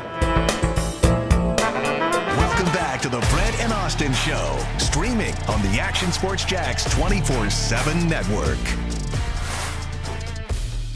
There's a look at St. John's River and the River City, and we're going to get a lot of water, it looks like, around these parts. I don't know about right downtown Jacksonville. Make sure you stay alert with the First Alert Weather team. Again, Action News Jacks app, First Alert Weather app, actionnewsjacks.com. It's a great place to be, especially if you lose power or something like that. Make sure your phones are charged, of course, all that's good stuff. And you can really flip back and forth between the Action Sports Jacks 24/7 network and then go get your forecast. And we have content all day, every day. Some of it live, like this show, and other things recorded, like Jags Report Live. If you missed Cam Little on Jags Report Live, I was just telling Casey, it was a lot of fun, man. He enjoyed being there, and we enjoyed having him. What a great personality. So it'll be cool if that young man, Austin Lane, is a kicker in Jacksonville for a long, long time. I couldn't believe it's just amazing to me. He turned 21 in August, like in the preseason. Yeah. I remember it was one of the preseason games. I can't remember which one. He turned 21. And we have Cam Little over at String Sports Brewery. If we had him a month earlier, he couldn't even sit at the bar. Oh man, yeah, it's wild. I'll have to go back and watch that. I saw you typed it up or whatever on Twitter, saying and I don't think it wasn't bold either. So I don't know what happened there, man. But welcome back to normalcy. Oh, I'm not in bold anymore in terms of last time I saw your tweets, they weren't in bold, man. So maybe Elon was finally hearing your voice and decided to make a switch. Wow, that was some kind of magic, by the way. I said I would stop tweeting in bold if the Jags won, and apparently it just worked. Dang.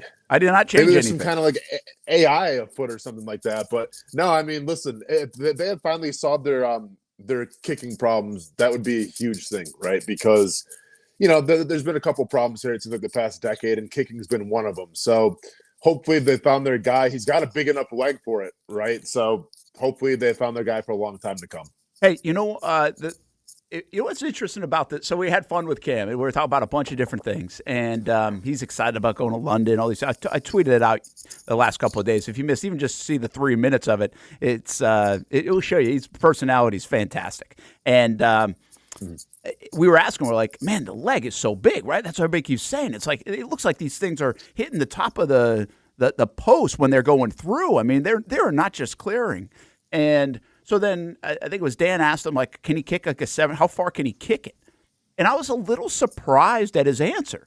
I thought he was going to say like 70 yards, 68, 67. He actually said he's like probably 63 or 64. He thinks he can still clear it by a few yards. And that might be the line. Now, maybe they tried something else a little crazier if need be, perfect conditions. But I think he said in Houston, where it was indoors, he had kicked it, I think, in warm-ups like 63 or 64. I forget the number he mentioned. And so I don't know if he answered that question with, like, I feel like if you give me a 63, 64-yarder, then I've got 3 or 4 yards to clear it, so I know I can make it. Like, it's one thing to be like, I can make it by an inch. Sure. It's another thing to be like, I can make it by 3, 4, 5 yards. Like, this is going to have the leg. And maybe it's like golf, or maybe it's like a punch for you, Austin, right? I mean, sometimes you just really connect, or a home run in baseball where it's like, hey, sometimes, man, once in a while you could get one that goes 480 feet if you connect on a pitch. But most of the time you're not going to count on that. And so I wonder if he could kick it 70-yarder with a perfect situation, perfect swing, perfect everything. But they're kind of saying, hey, 63, 64 is something that I feel confident in. You know what I mean? Yeah, I wonder, like, this would be probably something to ask Scobie next time I see him. Like, I wonder how it works with, like, the kicking strength, right? Like, having a giant leg. Like, when do you reach your prime? Like, do you get to the NFL and you get stronger? Do you get bigger so you have a better leg? But, like, it's more than just, like, strength. It's got to be, the mobility, the flexibility of the hips and everything too as well. So, like, I wonder, like, what age is really like your prime of being a kicker? I guess I'd probably compare it to probably being a pitcher. Right? Yeah.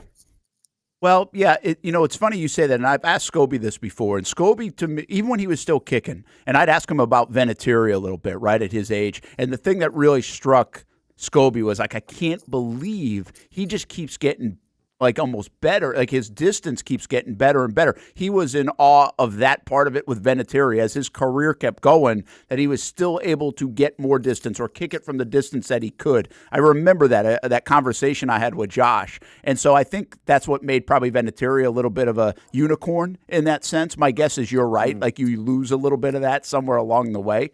The other thing that was fascinating about our conversation with Cam Little is, like, why is everybody doing this so well? Like, why are college kickers now kicking it 59 yards and high school kids are kicking it over 50 yards? And he can't really explain it. Like, he does not know. Like, Scobie kind of hinted to us, like, are they working in balls better? Are they just the training is so much better? Which I think everybody would say, yes, it is. The specialization, like any other sport, the training is so much better. But he has actually asked sports science guys, like, is it my leg swing? Is it swing speed almost out of my kick? Or is it more I'm just good technique? They can't really give him an answer to the exact why that these guys, and him specifically in terms of Cam Little, are kicking it so far. So I found that pretty fascinating. I thought there would be an explanation for it, right? A reason for it. And there really doesn't seem like there's a true explanation for why everybody is kicking it 3, 4, 5, 6, 7 yards more than it feels like anybody did 10 years ago. Yeah, it's wild, man. And you're absolutely right. You see it more and more in college football now, right? I mean, I'm reminded back of like 4 or 5 years ago, even like kickers at Alabama weren't really making like they're supposed to. Now it seems like every kicker, regardless, is making the shot. So, yeah, there's something to be said for it. I do think in terms of, this is any sport now, like with social media, with YouTube, like there's ways to go about getting information to improve yourself, right? Like to be fully optimized, whether it's with sports or just your body in general. So, I mean, listen, if I'm trying to think, if Aaron Kenton would have had a YouTube channel back in the day when I played, like, hey, here's how you become a great pass rusher, something like that. Like, yeah, I probably would have tuned into it a little more and things like that. I mean, I had him as a teammate, but so I probably should have picked his brain a little more. But I just feel like there's so much accessible information now to really improve your craft, no matter the sport that you're doing. Well, yeah, that's a really good thought. Just a quick, I won't go into a deep topic here because I want to get to Tank Bigsby and Travis Etienne, but like, do you think guys are just more willing to share it? It does strike me, and maybe we just live in a selfish world, but it does strike me that these guys have started up tight end camps and pass rush camps and other things that they're willing to share their secret sauce. I just don't know if 25, 30 years ago, Michael Jordan was going to be like, hey, here's how I do this, right? Like, I don't feel like these guys, Yeah. I feel like today's athlete is a little bit more willing to share some of that stuff. And you're right, it's definitely more accessible. But maybe I'm wrong about that too. Maybe the athletes of way back were sharing and we just didn't hear about it as much. Do you have a thought on that? Is it different? Yeah, I think it's drastically different from even when I played. You know, like guys weren't trading jerseys when I played. Okay. Like I think now when you look at the modern professional athlete, it's almost like, let me share my knowledge because then not only do I get to make it, but we all make it. Right. And it's like it's taking solace in the fact of not only can I have a successful career, but like I'm going to give back and also give to my peers because once again, if I make it, we all make it. And that wasn't the case back then. You know, like you didn't see, like, for instance, like me playing defensive end, like there wasn't a defensive end university. And lo and behold, if there was, we wouldn't be interacting with, you know, the Texans and the Titans because, well, we didn't really like them that much. That's right. And I still think like you see rivalries every once in a while, right? Like I feel like when the Ravens play the Bengals, when the Cowboys play the Eagles or Washington, like you still see some of those rivalries, obviously when the Jaguars play the Titans, right? But I just think it's kind of dialed back a little bit now because, you know, there's a mutual admiration amongst players that you didn't really have 10 to 20 years ago. Yeah, and there's a big pie to share, quite frankly. We can all make good money and do well, and I think that's part's cool. Like, it's funny. We talk about the good and the bad of the different eras of sports, and I think it is kind of neat that they share some of their secrets. Hamby's Burner says, Austin fights this weekend, right? Let's get it. Good luck. No, it's actually next weekend, but it's okay. Good luck with the training this weekend, too. But next week on October 19th, thanks for thinking about the fight. These kids are on HGH since 7th grade. I think he's kidding. I can tell you this. It sure as heck doesn't look like Cam Little has taken any of that stuff. He's 178 pounds. It looks like he should be walking down the street with a briefcase. The other thing that's amazing about Cam Little is the fact that he just started kicking 6 years ago. Like, this is not like a guy that grew up doing it. He's a soccer player that obviously turned into a kicker. All right, let's shift topics to Guy Carey. Real quick, I mean, hang on. The biggest Cam Little question, did you ask him about the XXL magazine cover with the outfit? Was that actually his Gucci suit, or did they give that to him? I did not ask him. I forgot. It's all good. It's all good. It's a good note for the next. We're gonna have him on again. Okay, so we'll have him on again. Okay, that's a good one to go back to. It wasn't even on my radar at all. Brent Martineau here, Austin Lane in Las Vegas. Casey Kurtz hanging out with us too, our utility man. We appreciate him as resources have been consumed by the storm. So appreciate Casey for jumping in. And it's time for our Bold City Heating and Air Bold Take. BoldCityAC.com, by the way. Prepare your home for the holidays. Ensure your heating system is in top shape before the cold sets in, as the weather will shift. 24/7, fast and reliable, Jackson Row grown, family owned and operated. You can schedule now at boldcityac.com or give them a call at 904-966-4405. Here's the deal, man. You can't ignore the numbers, and I know you're not in love with a lot of the numbers, but look at these numbers when it comes to Tank Bigsby and what they say. The bottom line is he's averaging 8 yards a carry, okay? And that alone says a lot. But then there's all these other metrics that says when he's on the football field, the Jaguars are performing a lot better. So we know they have to continue to play Bigsby. That's common sense. Like if all of a sudden they just give him 5 carries, and we're like, what the heck are you doing? He is going to continue to get part of the workload. I think the question is, as big of an ETN fan as I am, and I am a big one, he has to probably get more action until these numbers start to come down a little bit. You have to ride these kind of numbers and the hot hand that he has to some degree, even if it's not just in a single game, but it is week to week. How much more, though, do you give the ball to Tank Bigsby right now, Austin? I mean, you give the ball to Tank Bigsby until he proves that, that's not a good decision. And like, listen, take the analytics off the table real quick. What are your eyes telling you, right? And when you talk about explosive plays in the run game, when you talk about vision, Tank Bigsby has it right now, and I've said this many times, like, you have to roll with the hot hand. And it's nothing against Travis Etienne, because I'm a big Travis Etienne guy as well. Brent, heck, in the offseason, we're talking about, do they re-sign him? Like, do they, work out some kind of extension? Because they're paying Tyson Campbell. They paid Trevor Lawrence. They paid Joshua Hines-Allen. Like, do you want to pay Travis Etienne? Like, this guy's been one of the most dependable things on this offense since he got here. And now it's like, nothing against him, but he's kind of an afterthought because what we've seen from Tank Bigsby. So, yeah, I'm not saying give Tank Bigsby, 20 carries a game now, but you have to keep on incorporating, right? Because he's earned that opportunity. And from a team that preached, whoever has good practices is going to be playing, it's going to be this player starting, in the preseason. If that's what you preach, giving him the ball, man, because the guy, frankly, has earned it. And Casey Kurtz, I know you're listening, by the way, too. My big, bold prediction of Tank Bigsby rushing touchdowns over Travis Etienne. Don't want to say we're getting there yet, but people better start feeling a little uncomfortable around there, Brent, because we're going towards that direction. Never been more comfortable. Very comfortable in the Tank Bigsby situation. It's week 5. I'm not concerned. Did we just? Oh, I thought you froze. Sorry, something just happened with. Well, hey, I thought Casey did that. Casey's like, hey, you're going to call me out. I'm going to freeze your ass.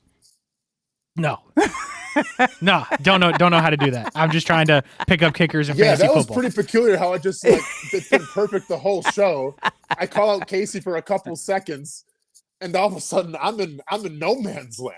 I'm in purgatory, just waiting to get back on the show. Yeah, you're kind of in and out of purgatory right now, at least on the phone. It looks like so, but we can hear you. We'll keep up with you. 33rd team, by the way, sharing this, and we borrowed from them. Guys, what would be crazy about your touchdown thing is if it comes down to like one and it's the ETN fumble against Miami. That's the difference between whoever leads in touchdowns. That could be pretty wild. But and Casey might have to jump in here too if Austin keeps freezing. But the idea that Bigsby has all these explosive plays, because again, worth noting, and it doesn't matter at the end of the day how they got there, because if you just keep chipping away, you get explosive plays sometimes. But he had a 19-yard run and a 65-yard run, really skewed the numbers the other day. Jags were not running the football very well. They've run the football better in the first 4 games overall than they actually did in this game. But my view of Bigsby, Austin, has been, okay, he's going to be your 4-yard guy and push the pile forward, and your short yardage guy, and he's going to be that tough run dude. And by the way, ETN can run in between the tackles. We're very impressed with ETN's tough running ability over the last couple of years. I don't know if I expected these kind of explosive plays. We're talking about a 58-yard run last week, a 65-yard run, the 19-yard run, a 28-yard catch on a screenplay. I was not thinking that way for Tank Bigsby, were you? Yeah, I mean, with all due respect to Tank Bigsby, I almost thought that you were getting another version of James Robinson, which, can be a compliment, but also, when we talk about James Robinson, it's like, yeah, the guy, his rookie year, I mean, essentially he replaced Leonard Fournette, and the team said, we don't need you, Leonard. We have James Robinson here. And, he was a great running back when he was healthy, but they didn't have the breakaway speed that you wanted to see out of a running back. That's kind of what I thought Tank Bigsby might have been when they first drafted him now. And why was I wrong? Because the dude's got breakaway speed, I mean, and he can break tackles. Like you saw it against the Colts where, they kind of, I don't say they had him dead to rights because it would have been a hard tackle to make, but they had an opportunity to make a play on Tank Bigsby, a little stiff arm or a little shoulder, and he's 88 out the gate. So I think it is something to be said in terms of being an explosive player, but also not being afraid to lower your shoulder and deliver some contact.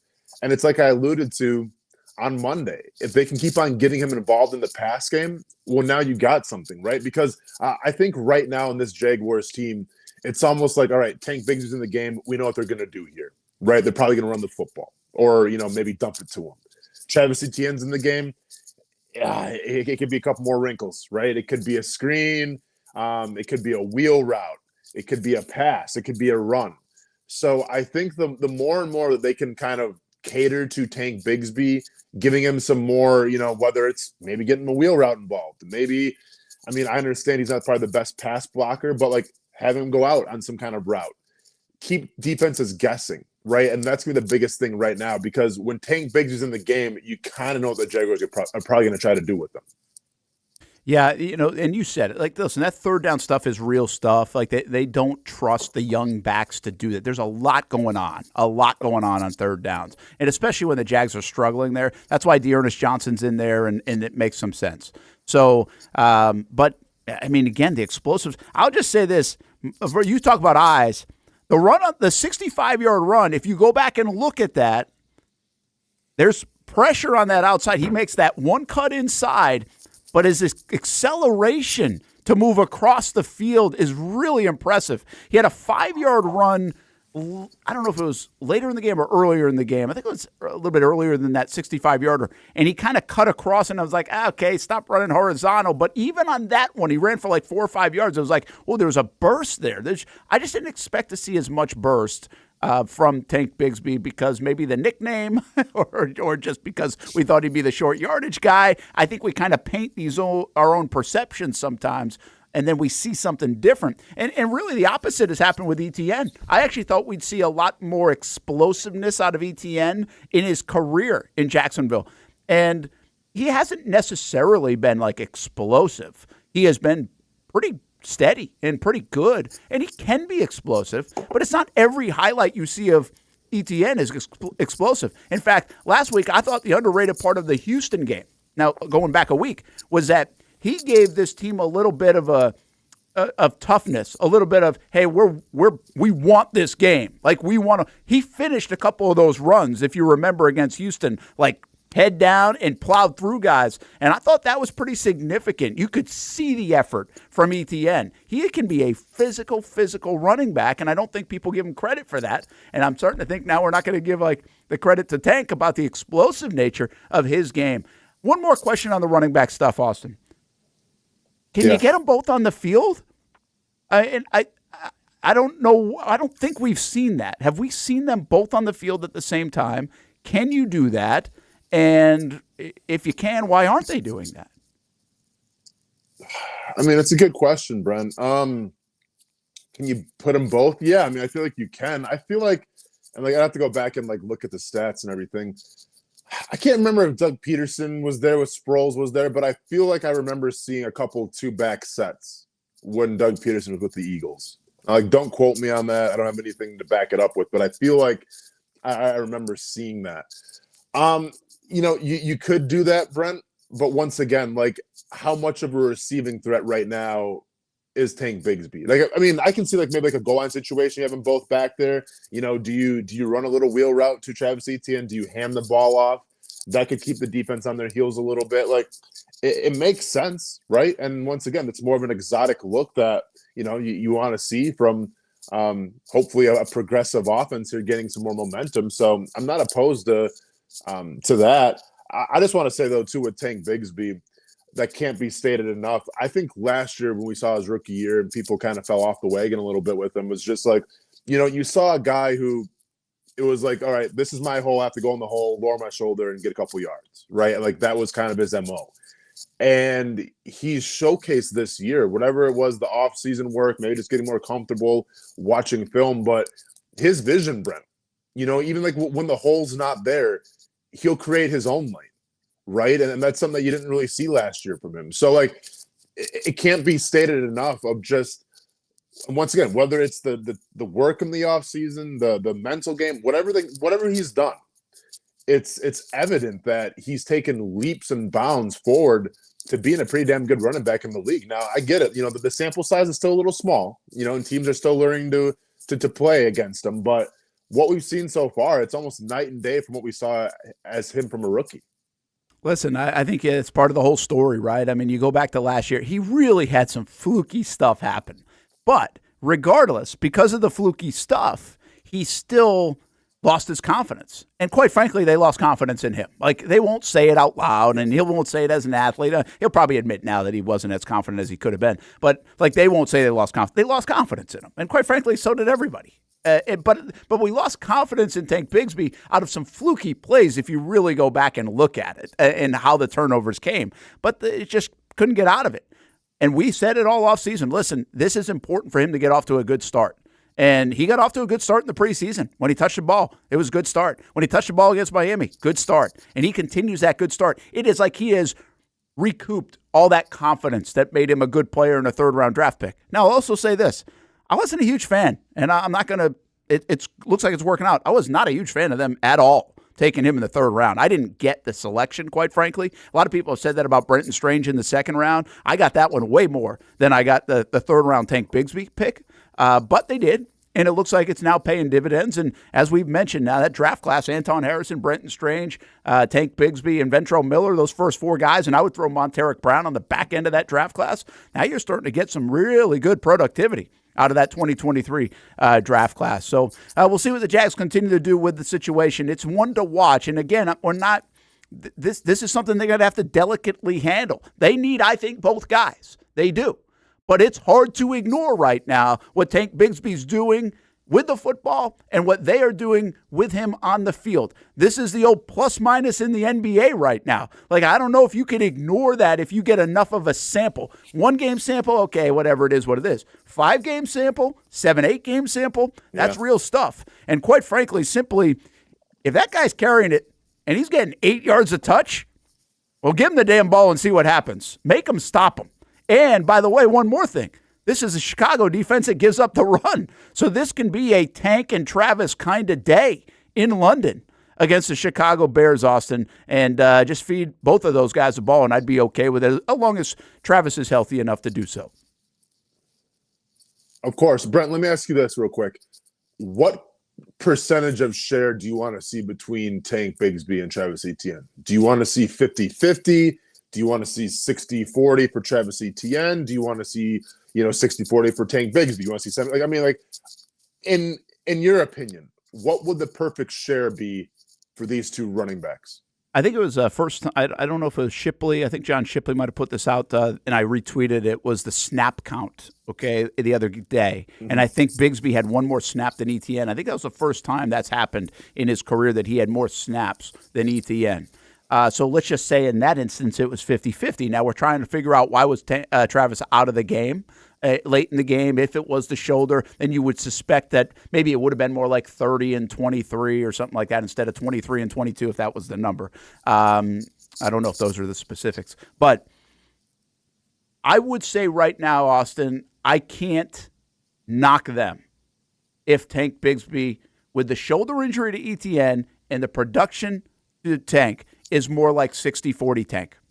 Like I still think you come out of I think what you do is you come out of the gates with Etienne because he's your starting back. And I don't want that narrative. And like Doug said, he's our number one guy. And quite frankly, Doug can't say he's our number one guy and then come back the next week and not start him, right? If he's healthy. Like, you've got to be able to. That's not a good look. No, that's not a good look. What does it tell the team? What is it? You don't want him now. Starting to build his own narrative. You got to keep him confidence. And by the way, I think that's one of the greatest things about this last week and Etienne. How can't you like him as a teammate and what he's saying, at least in front of a microphone? And he was mic'd up, how he feels about Tank and what he's doing. Like, that's cool stuff. So you want that good, positive vibe, that complimentary football between the two backs to continue. So I start Etienne, I play Etienne, I get Bigsby in there now. And if he continues this, you definitely ride that to maybe favor a little bit more Bigsby until the numbers start to even out a little bit more from a statistical standpoint, or our eyes tell us something different. I'm fully confident now with both. Now, we'll say this, one more thing. He's got to hold on to the football because Tank, who lost the football last year, and I'll vouch for him and say those were fluky things. He's lost the football already after runs. Him and Parker Washington are interesting to me. They may not have lost it in the play, but they lost it right after a run that became questionable. And I'll say it again, if he does not fall on that touchdown, this would have been the 19-yard one. He does not fall on the ball. They review that play, and it's a fumble in the end zone. and Indy gets the ball. He was losing that football on the way in. So I don't want to put any bad things out in the universe here, but you can't. These guys got to hold on to that thing. And overall, I know ETN had the fumble, but he hadn't lost a ball in like 600 days. I remember going back and doing the math. Like he hasn't lost football since his real second year in the league when he was a primary running back and he went through that bad stretch. So the Jags got to hold on to the pill is what I'm getting at here. And I think late in the game, I'm still having a little bit – I'm not sure I'm fully built up with equity on Bigsby carrying the football late in the game, trying to run out the clock because of some of the balls I see on the ground, Austin, if I'm being completely honest. Yeah, no, I'm with you, man. Right? Ball security is everything, right? And, yeah, I think, that in his rookie year, you want to say some freak things happen, but – that's the quickest way to get you back on the bench. With Travis Etienne, because like they threw him right in there again, right? And in Miami, if I'm not mistaken. They did. And every coach handles it differently. I think more coaches though lean on the err on the side of if this guy's experienced, if he's done a lot for us in the past, we'll still roll with him. I think when you have like a rookie or something, and you're trying to make an example, you're trying to prove a point, then maybe you sit him a little bit so he learns. But once you have a couple of years underneath their belt, and you're kind of like the go-to guy, yeah, then if you're Travis Etienne, you come back in and you make right on that play. With Tank, I agree with you, though, and it's wild, too, Brent, because, it's almost like, I don't want to say you can get, like, lackadaisical after, like, you break a tackle and get a first down, but, like, that's kind of what it looks like a little bit, just maybe like a little lack of focus. So that has to be cleaned up, and thankfully, like it's not a skill thing, right? It's not like his hand placement's bad or anything. It's just all right, man. Just keep locked in until the whistle, and then you'll be fine. So I think you can clean it up. I think you can fix it, and hopefully, we won't be talking about this now 6-7 weeks down the line. Listen, we'll go back and just put a bow on this with it's a nice story in Jacksonville, despite being 1-4, that you have this nucleus of guys out in the field. I'm going to leave Gabe Davis out of this because I don't think there's a ton of confidence in him right now, but there isn't Brian Thomas Jr., there isn't Christian Kirk. Evan Ingram, I think we'll get him back here, and then there's Brenton Strange. You got two guys there. You have two guys in Tank Bigsby and Travis Etienne that you feel good about. It's an offensive line playing good ball. Can Trevor continue to track well and trend well? I mean, this might be an offense that's ready to move a little bit, and they're going to get a good test against the Chicago Bears. That's our Bold City Heating and Air Bold Take, boldcityac.com, 904-966-4405, boldcityac.com. Let's take a break. We come back, more Jags talk, more NFL talk, a little baseball talk too, as we got 4 games on the docket on a game where most people are going to be inside, so got a little baseball to watch around the country in the playoffs. And Jaguars still set to leave from that facility tomorrow evening and get the long flight over to London. They'll arrive Friday morning in England. If you need a quality play this football season at your home, call That One Painter First Coast. Locally owned and operated, experienced employees, no builder-grade materials. And there's more, and for that, we throw it to Noah Schlicksup. That One Painter First Coast can apparently help your kicking game, too. Well, after my failure on skinny sticks last year on Creekside game day, I've spent a lot of time out here at Creekside practicing my kicks. There's only one issue. How is that even possible? The good news is I know exactly who can help. That One Painter can handle all your painting needs, from field goal posts to cabinets to stucco. They got you covered. Though they may not be able to help with my kicking, they can certainly help with the posts. Call That One Painter First Coast today for all your painting needs at 904-495-1373.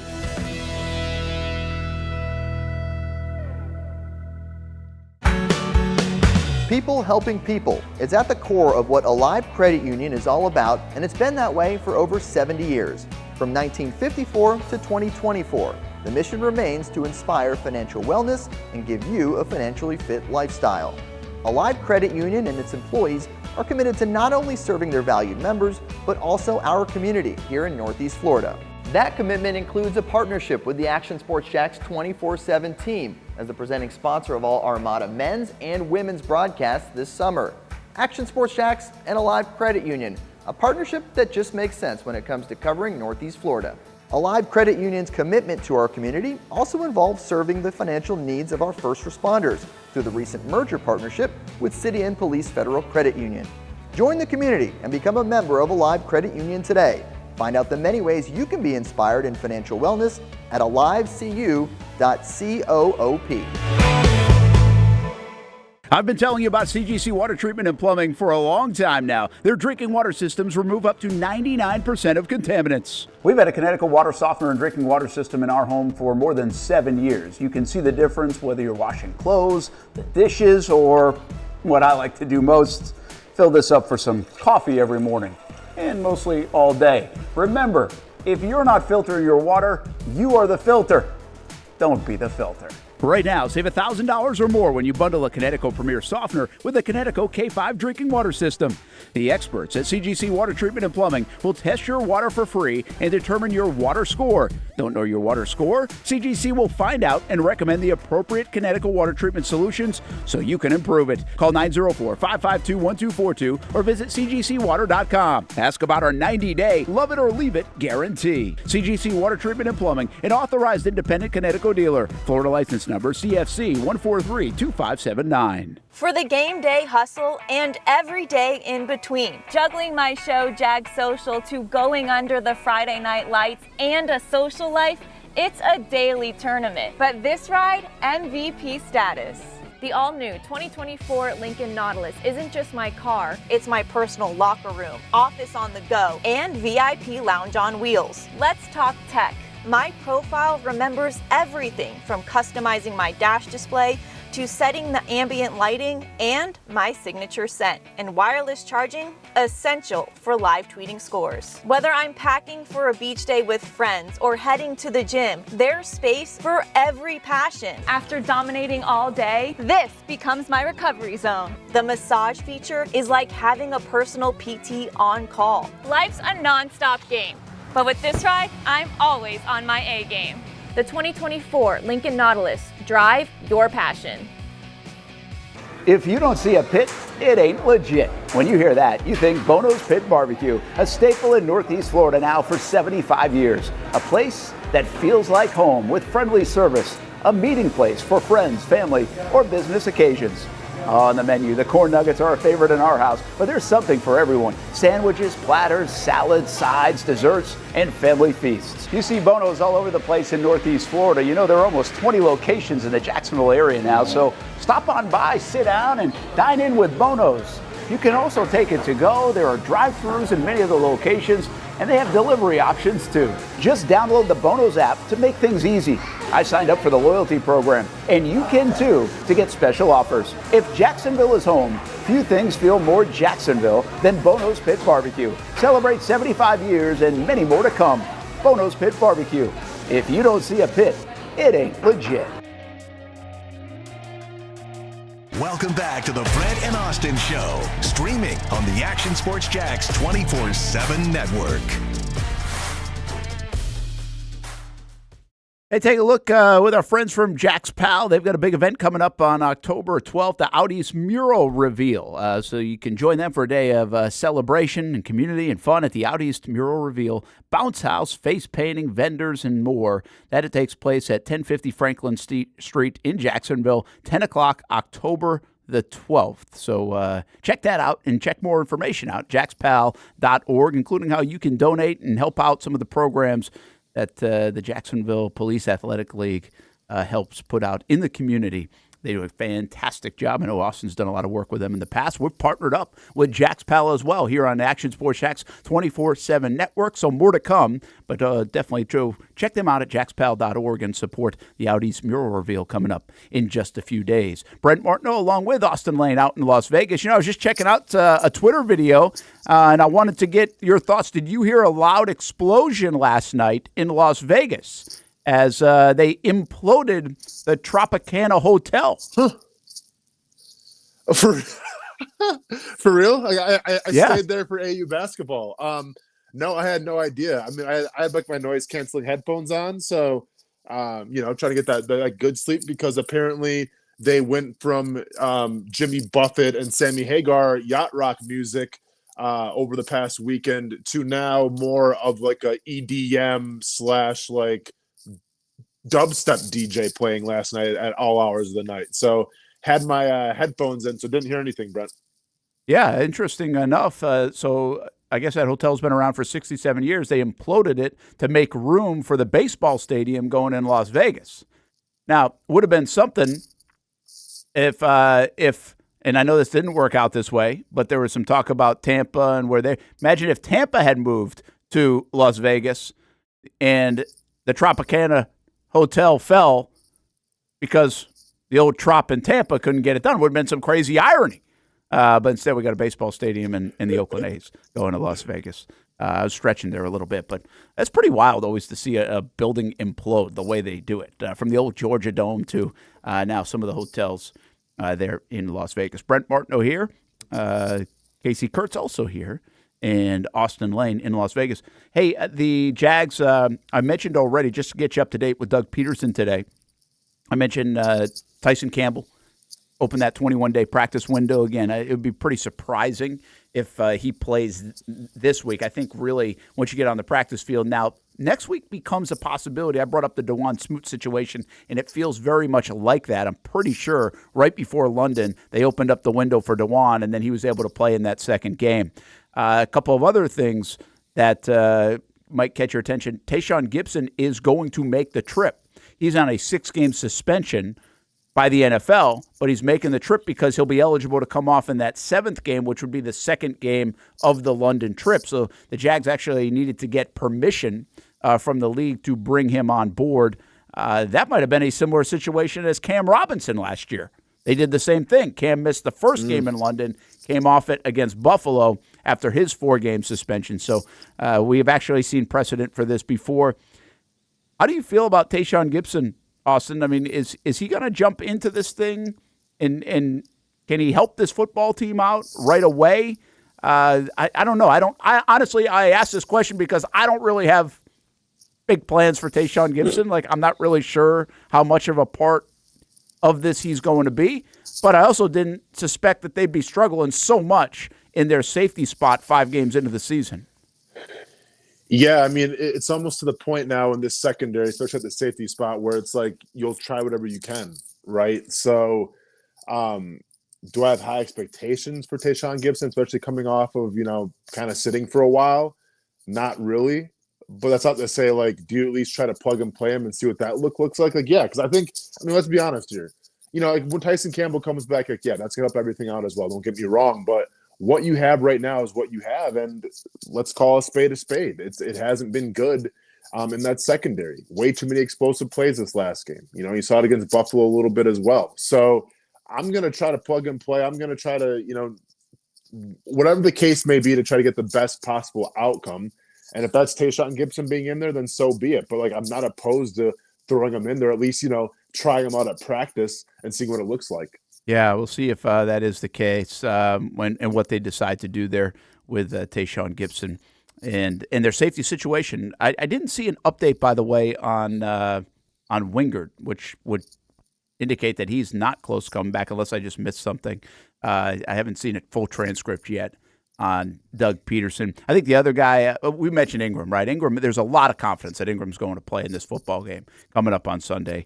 There was a lot of confidence. Like, he maybe could have played last week. I think they kept him one more time just to try to be sure with that hamstring. Mm-hmm. And so expect him to be out there on Sunday unless there's a setback, and we don't want to put that into the atmosphere. But the other one is Foye Oluokun still looks like a couple ways out, but he is out of a boot, so that's helpful. Hey, you brought this to our attention. I actually did see this as well. Ben Solak, who does some pretty good breakdowns, of some of the stuff going on with the Jags and over these first month and really the last 10 months when it comes to this losing streak. Well, he must have put something out there, Austin, with some the trade deadline approaching in the next few weeks, and he put. This must have been totally from a Lions perspective because I really don't even know how it makes sense. And I saw it and I was kind of like, yeah, whatever. That totally doesn't make sense. I didn't realize Solak was the one from ESPN that put it out there. But he's suggesting that the Lions land Trayvon Walker. Like the Reddit boards. Yeah, this is like Trayvon Walker to the Lions. Come on. Yeah, and I mean, do we have it? We don't have the image up. I mean, I can go through it real quick. No, yeah, I can. I don't. I didn't give it to Casey. So here's the thing. Okay. What struck me about this is the Jags would get a 2025 fourth round pick and a 26 fourth round pick. Like that's all you're getting for Trayvon Walker. I know, and that's ridiculous. Yeah. So there was two trades here that this dude from ESPN brought up, and the one that's getting all the traction, all the heat, all the hate clicks, and I'm sure that's probably by design is, yep, you're going to trade away Trayvon Walker to the Detroit Lions for a 2025 fourth round selection and a 26 fourth round selection. And then he establishes saying the Jaguars got their first win of the season Sunday and may still be subtracting when the trade deadline comes. Walker, the first overall pick in 2022, has had 2 splashy games this season and 3 complete blanks otherwise. He still hasn't quite figured out with the Jaguars, but he has done enough, 5 sacks this season, to still fetch a solid pick or two in return. 2 fourth-round picks isn't solid enough. No, it's not. To a guy who has 5 sacks, who is still on his rookie contract, and who still has a couple years left on said rookie contract. He also goes on to saying, I know how the Lions would use him, a big base end, mashing against the run and pushing the pocket opposite Aiden Hutchinson, who incidentally was taken 1 selection after Walker in the 22 draft. That was the plan for Marcus Davenport, who was lost for the season with a torn tricep in week 4, and John Kamitsky, who was supposed to be a key rotational player, is also out for the year with a knee. The Lions are worryingly thin at defensive end. Yeah, that won't happen. Like, it's just not even, I just don't even think it's a reasonable, feasible, logical, anything kind of play. There's so many reasons why it doesn't make sense. Just from a Jags perspective, I would say the return is ridiculous on that. This seems like it's stupid. I feel like he's an ascending player right now. Do you feel like he's still an ascending player? I understand it's easy to say this coming off a 3-sack game rather than if we had last week where it was 2 emptier games from a production standpoint. But I see a guy that's 3.5 sacks, 10 sacks, and now he's got 5, all right? And again, I'll use this. Mm-hmm. I do think Aiden Hutchinson has been more consistent of a player, but if you're going to get sack totals, right, if you're going to throw numbers at people, you're always going to have big outlier games. You can go back to Hutchinson's career, and he's got like multiple 3-sack games. He just had a 4.5-sack game this year. They really skew the numbers. Now, I still think Hutchinson is a more consistent player thus far in the career, but Trayvon, I think, also is ascending at the same time. Both can be true. Yeah, correct, man. Like it's asinine to think that you're going to get 2 fourth-round picks for a guy who hasn't even reached his full potential yet on a rookie contract. There's no way. Have you seen the other proposal? No, one last thought on this one, though, real quick. There's ego involved here, too, Austin, right? Like, your GM who picked him number 1 overall ain't giving up on a guy 2.5 years into his career. I mean, they're going to sign this guy. There's a really good chance they extend him this offseason, which is why they tried to do some of the extensions earlier on, like, the Campbells and the Trevors so they could spread some of this out. Like, I don't know if they'll do that, but there's an opportunity to extend him. They ain't trading him. And the ego of a GM picking them and the development part of this, like, this is everything the Jags are preaching and saying is we got to get our guys, develop our guys. And again, I'll say he looks like an ascending player. So it's a little bit of a ridiculous one. I didn't see the other one you were talking about. This one can actually make a little more sense here. So this is going to be a trade with the Kansas City Chiefs. With the Jags. The Chiefs getting I'm sorry? With the Jags. Yeah, trading with the Kansas City Chiefs. Yes. Okay.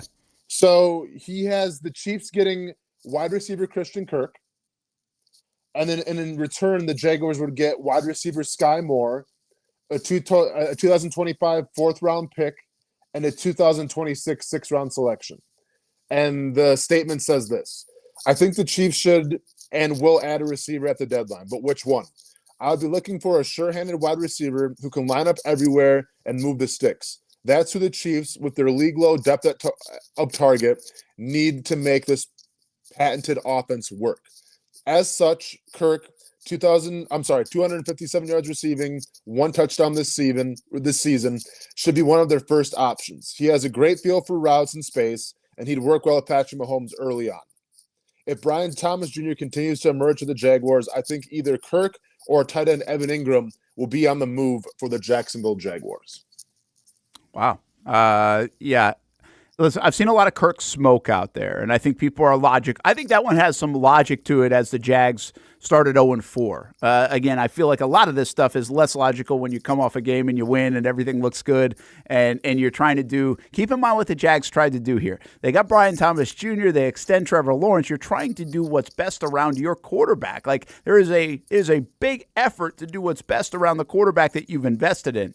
Well, you start taking pieces away, is that the best? Now, is there some logic from a construction standpoint of where you sit when the trade deadline comes?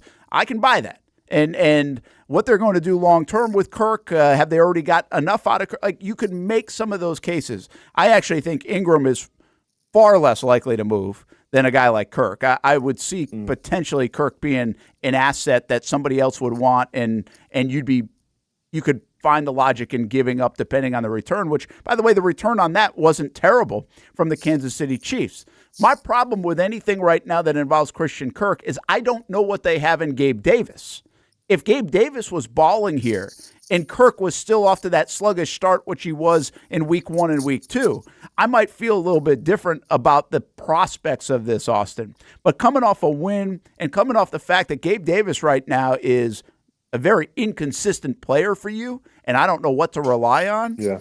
I don't like this. I don't like taking stuff away from Trevor Lawrence and building toward, in this year 4 of his career. Not the time to do it, in my opinion. Now, they go lose 2 games in London, and they're 1-6 coming home against the Green Bay Packers. You're going to see a lot more of this stuff. And it's not just going to be on Kirk. It's going to be on guys like Cisco. It's going to be on guys like potentially even a Foye. It's going to be a guy like Travis Etienne. Like, we're going to see smoke. I'm not telling you that's all going to happen, or they even would be on the block. But I think you're going to get a lot more of this kind of conversation if the Jags don't win a couple of football games over the next few weeks. Does Sky Moore do anything for you? No. Not really. Does he do anything for you? No, because I feel like, and with all due respect to him, but if you can't have success with Patrick Mahomes throwing the football, because we've seen like Valdez-Scantling, we've seen Smith-Schuster, and we've seen other guys that maybe teams forgot about, kind of like the Island of Misfit Toys, go to Kansas City and have success. If you go to Kansas City and you can't have success, I feel like you can't come to Jacksonville and have success. So, yeah, Sky Moore does nothing for me. Yeah, they know that too. I think I thought what was reasonable on this trade front was, okay, fine, you get a receiver. That's not it. I think I would play Parker Washington just a lot more. You have Parker Washington. Also, you get a 4th round and a 6th round, and you lose the contract, Austin. Like, you actually have a body that can play that position that flashed a little bit in the preseason. So depending on what he looks like in practice, because quite frankly, I knew this was going to be an issue, you weren't going to get a lot of snaps for Parker Washington on offense. There's no room for him. But depending on what he looks like in practice, you feel comfortable with his skill set. Say, hey, he's not Kirk, but he can do some of the things in that spot, so we have a replacement there. And then also we are going to get some return, and we're going to take money off the table to reinvest in other parts, maybe offensive line, defensive front, whatever it is. Again, there's some logic involved with that, and there are a few bigger fans in Christian Kirk in town than Christian Kirk than me, but I just see the business side of it make a little bit more sense. Like the Trayvon Walker one makes 0 sense, like just no logic. This one adds up a little bit more on the logic category. No, exactly. I mean, if you're going to give up a 1st-round pick and then some change for Trayvon Walker, maybe you start taking calls a little bit, but even still then, it has to be a pretty sweet deal. You're not going to trade Trayvon for, 2 4th-round draft picks. But I do think the Christian Kirk, trade could make some sense. Now, once again, like, I'm not a Sky Moore believer by any means, so I want something besides that. But I think when we talk about that trade deadline, like, could he go to a team and theoretically help out a lot? I do believe so. I just think now with the emergence of Brian Thomas Jr. and with all due respect to Christian Kirk, it's almost like he kind of seems like an afterthought here. If the playoffs are out of reach and you're out of contention, then yeah, maybe you do see Christian Kirk go someplace else and you get some kind of capital for him, because let's be honest. I mean, in the next couple of years, I don't see Christian Kirk being part of this team. No, and I mean, I guess there's so much focus on development. You're seeing it with Brenton Strange and Bigsby. The problem with a guy like Parker Washington right now is there's no opportunity, right? Again, I said this coming out of the preseason. Everybody was hyped about Parker, and they should have been. Had a really nice preseason. But how many snaps was he going to get? Well, the answer is not many. Now he's going to probably return kicks a little bit with Duvernay banged up, so we'll be able to see him in that aspect. But, I mean, if they, in theory, roll out of a game in November sometime with Gabe Davis, Brian Thomas Jr., Parker Washington, Evan Ingram, Brenton Strange, Bigsby, ETN, Trevor Lawrence, I guess like that. First of all, that wouldn't be that surprising, but it also wouldn't be that bad overall, I think. I think people would be excited to see what Parker can do. I do think Christian is, a couple of steps at least ahead. Like, Christian Kirk's a good football player. He's a very good football player. And he's a very important part of it with Trevor. That's the other – don't lose that sight. He's a big part of it with Trevor, at least right now, until guys like Gabe Davis get a little more confidence. And Parker doesn't have that relationship yet because of the few snaps they've had together. So I can see it. I don't know if I'm rooting for it, but the record will probably dictate whether that could play or not here in Jacksonville. Let's do this. Take a time out. We've got an hour to go here on the show. Brent Austen Show on the Action Sports Jacks 24/7 network. Hope everybody's staying safe. We'll give you the latest, but you can always find the latest right here at the top of the hour on CBS 47, Fox 30. I think we're in wall-to-wall coverage. Also, First Alert Weather app, actionnewsjacks.com. Action News Jacks app, all the places. You can find us too, by the way, on the Action Sports Jacks 24. When it comes to trucks, I know exactly what I want. And at Bozard Ford, they make it easy to get exactly that. Let's go make this truck a little more my style. With Bozard Built, I can create my perfect truck right here. Lift kit? Check. Premium wheels? You bet. Advanced lighting package? Oh yeah. The Bozard team works their magic.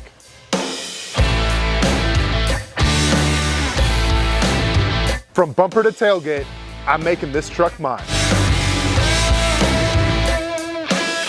It's everything that I wanted and more. From the field to the gym to weekend adventures. This truck's built for my journey. Bozard Built. Customized for your lifestyle, built to exceed your expectations. Check out the inventory and available options at bozardbuilt.com. Unleash your dream ride. Customized, covered, and Bozard approved. It's a new logo, new branding. With Bold City Heating and Air, it's an old school approach. One of the few locally owned and operated air conditioning businesses left in Jacksonville. It's hot, Florida in the summer. You can't do much to avoid it, but you can keep cool with Bold City Heating and Air. It's every customer counts kind of service, from when these trucks have pulled up to my home over the last couple of years and when they pull into your driveway as well. From communication to pricing to the actual service, everyone at Bold City Heating and Air cares about you. You know who is coming to your house. You know they will be well trained, and they will respect your home. Air conditioning convenience at boldcityac.com. Stay cool while it gets hot. Bold City Heating and Air can help. Don't get caught sweating all summer. boldcityac.com, and they have financing to help. New systems starting at $110 a month and $50 off any repairs. Stay safe, stay comfortable with Bold City Heating and Air at boldcityac.com. Homegrown in your hometown.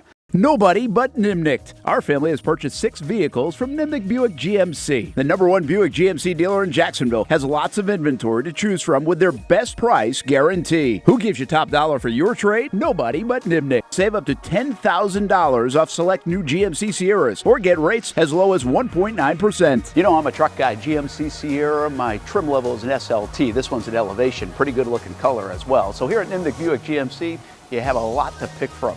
My father-in-law, he drives this, an Enclave, so I feel like that GMC in the family. 2025 is coming around the corner, which means it's almost time to close out those 2024s this summer. You can schedule a test drive at NimnichtBuickGMC.com, and while you're there, check your trade value and customize your payment options. Nimnicht is there for you, even on Sundays. So, who has put in the most years and stands behind a better experience? The answer's simple. Nobody but Nimnicht. Your friends in the car business since 1941. GMC, we are professional grade. If you need a quality play this football season at your home, call That One Painter First Coast. Locally owned and operated, experienced employees, no builder-grade materials. And there's more, and for that, we throw it to Noah Schlicksup. That One Painter First Coast can apparently help your kicking game, too. Well, after my failure on skinny sticks last year on Creekside game day, I've spent a lot of time out here at Creekside practicing my kicks. There's only one issue. How's that even possible? The good news is I know exactly who can help. That One Painter can handle all your painting needs, from field goal posts to cabinets to stucco. They got you covered. Though they may not be able to help with my kicking, they can certainly help with the posts. Call That One Painter First Coast today for all your painting needs at 904-495-1373.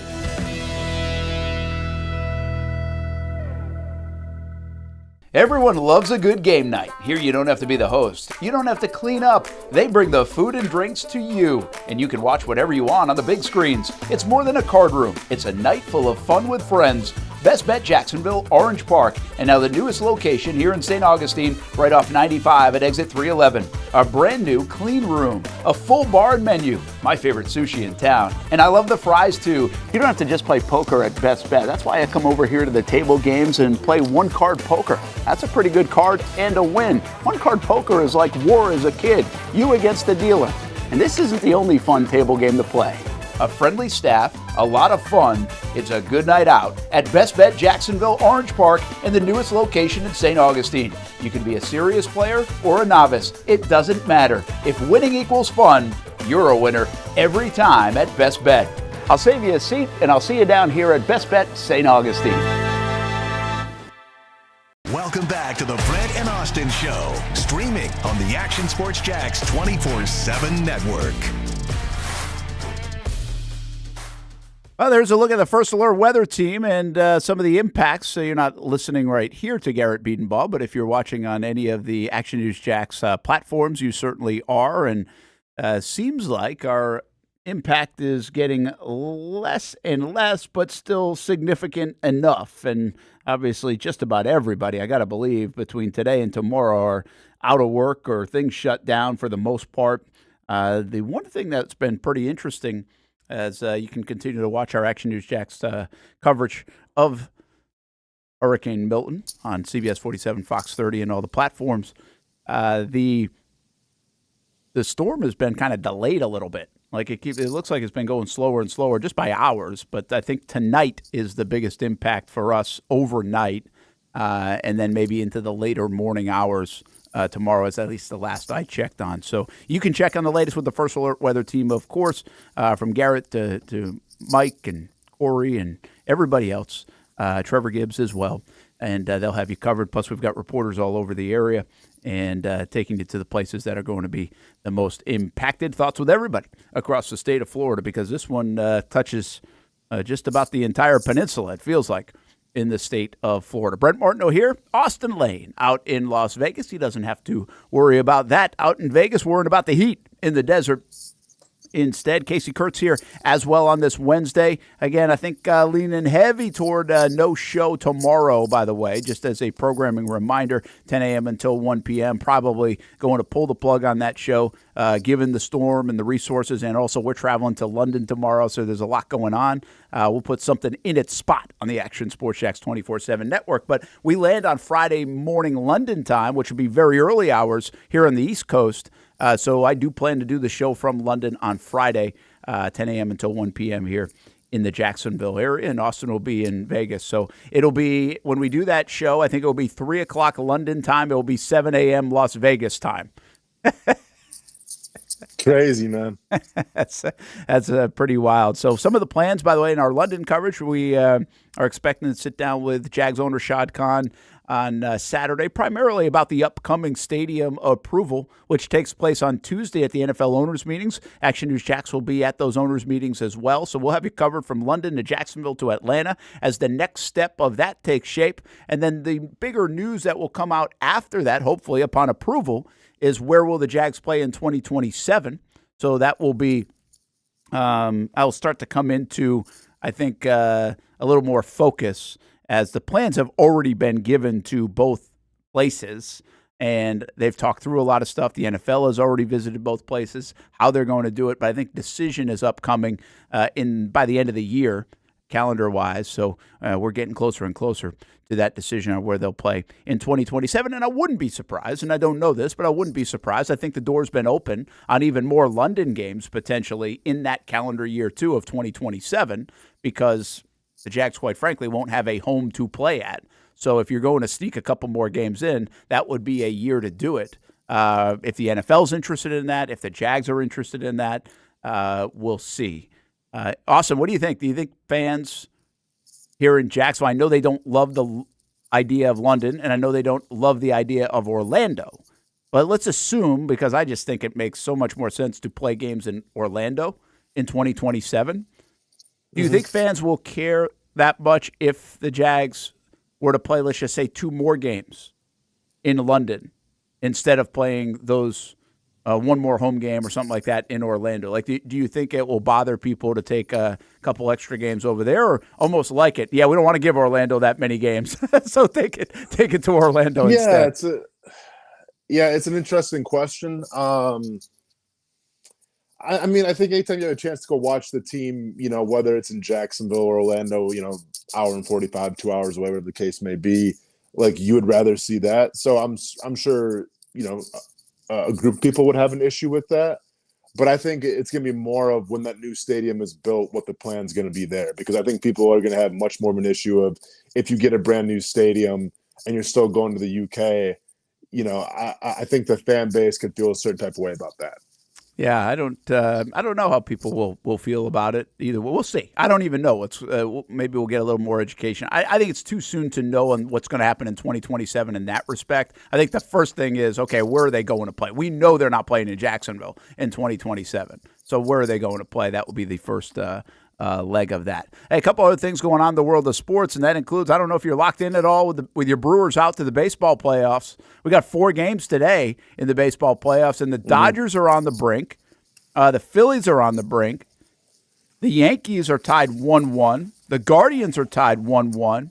And what that tells me a little bit is one of the great fears that people have in the sport of baseball specifically. We see this sometimes with resting players, even in the NFL and bye weeks and everything else. When you take time off, it's hard to get it back and just flip the switch on.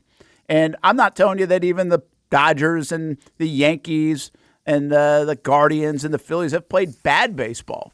I just think it's hard to get it back on when you're sitting there with a bye and 5 days off after you're so used to playing every day. And the teams that right now are having some success are like the Mets and the Padres, teams that had to fight their way into the finish, and they can just keep that momentum rolling. I think the Mets are the best example of this, because I don't think the Mets are really close to one of the best teams on paper in this playoffs, but their momentum is silly right now. So I think it makes a difference, Austin, the winner.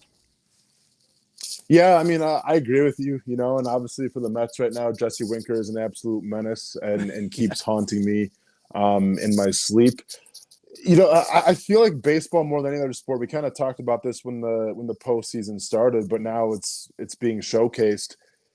It's hard to get a read on any team, like and when we talk about like the NFL playoffs, like, yeah, there's always some surprises. Maybe a wild card team makes a little bit of a run, but you have a pretty good idea of who's going to go to the championship games, who's probably going to go to the Super Bowl.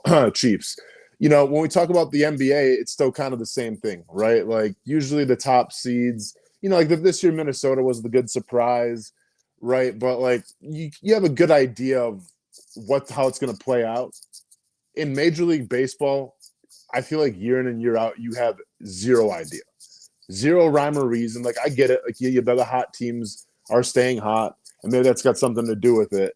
But there's zero rhyme or reason of why some teams are doing well, why some of the big name teams with the biggest payrolls don't. It's just a wild sport.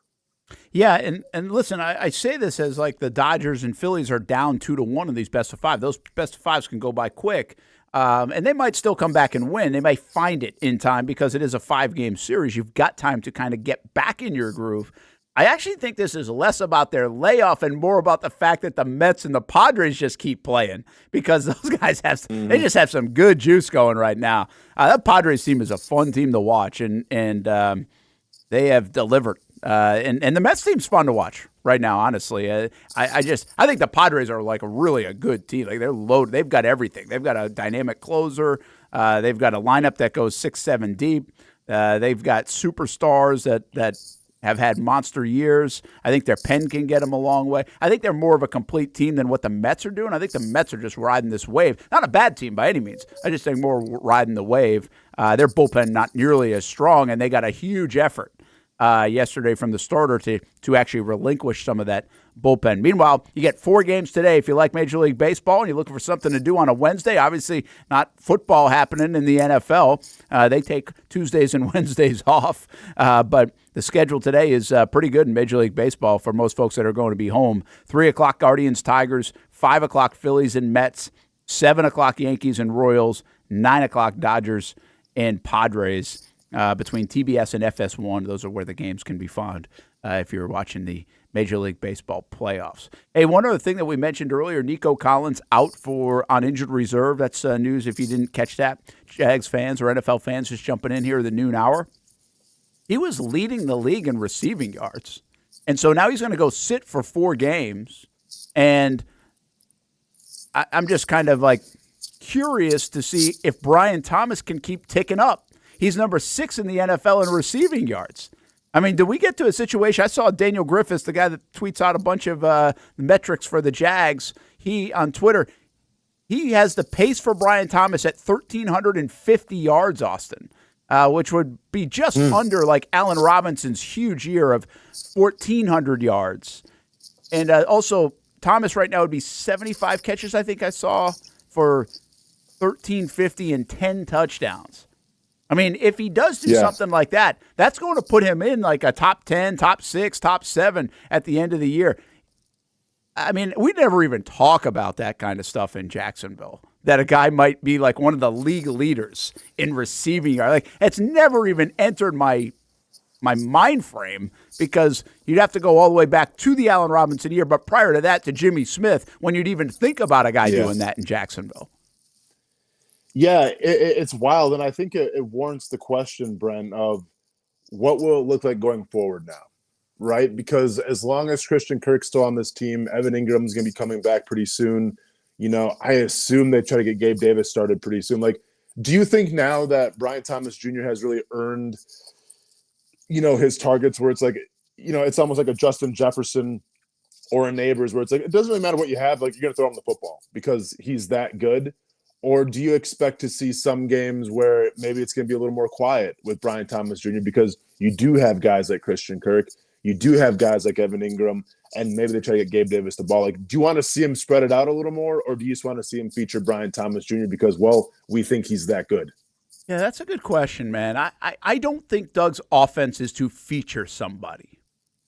I don't think that's the nature of it. And so to start feeding somebody, I know you can create some things. You can certainly do that. I think actually even with him taking off a little bit more, some people are still like, you don't get it to him enough.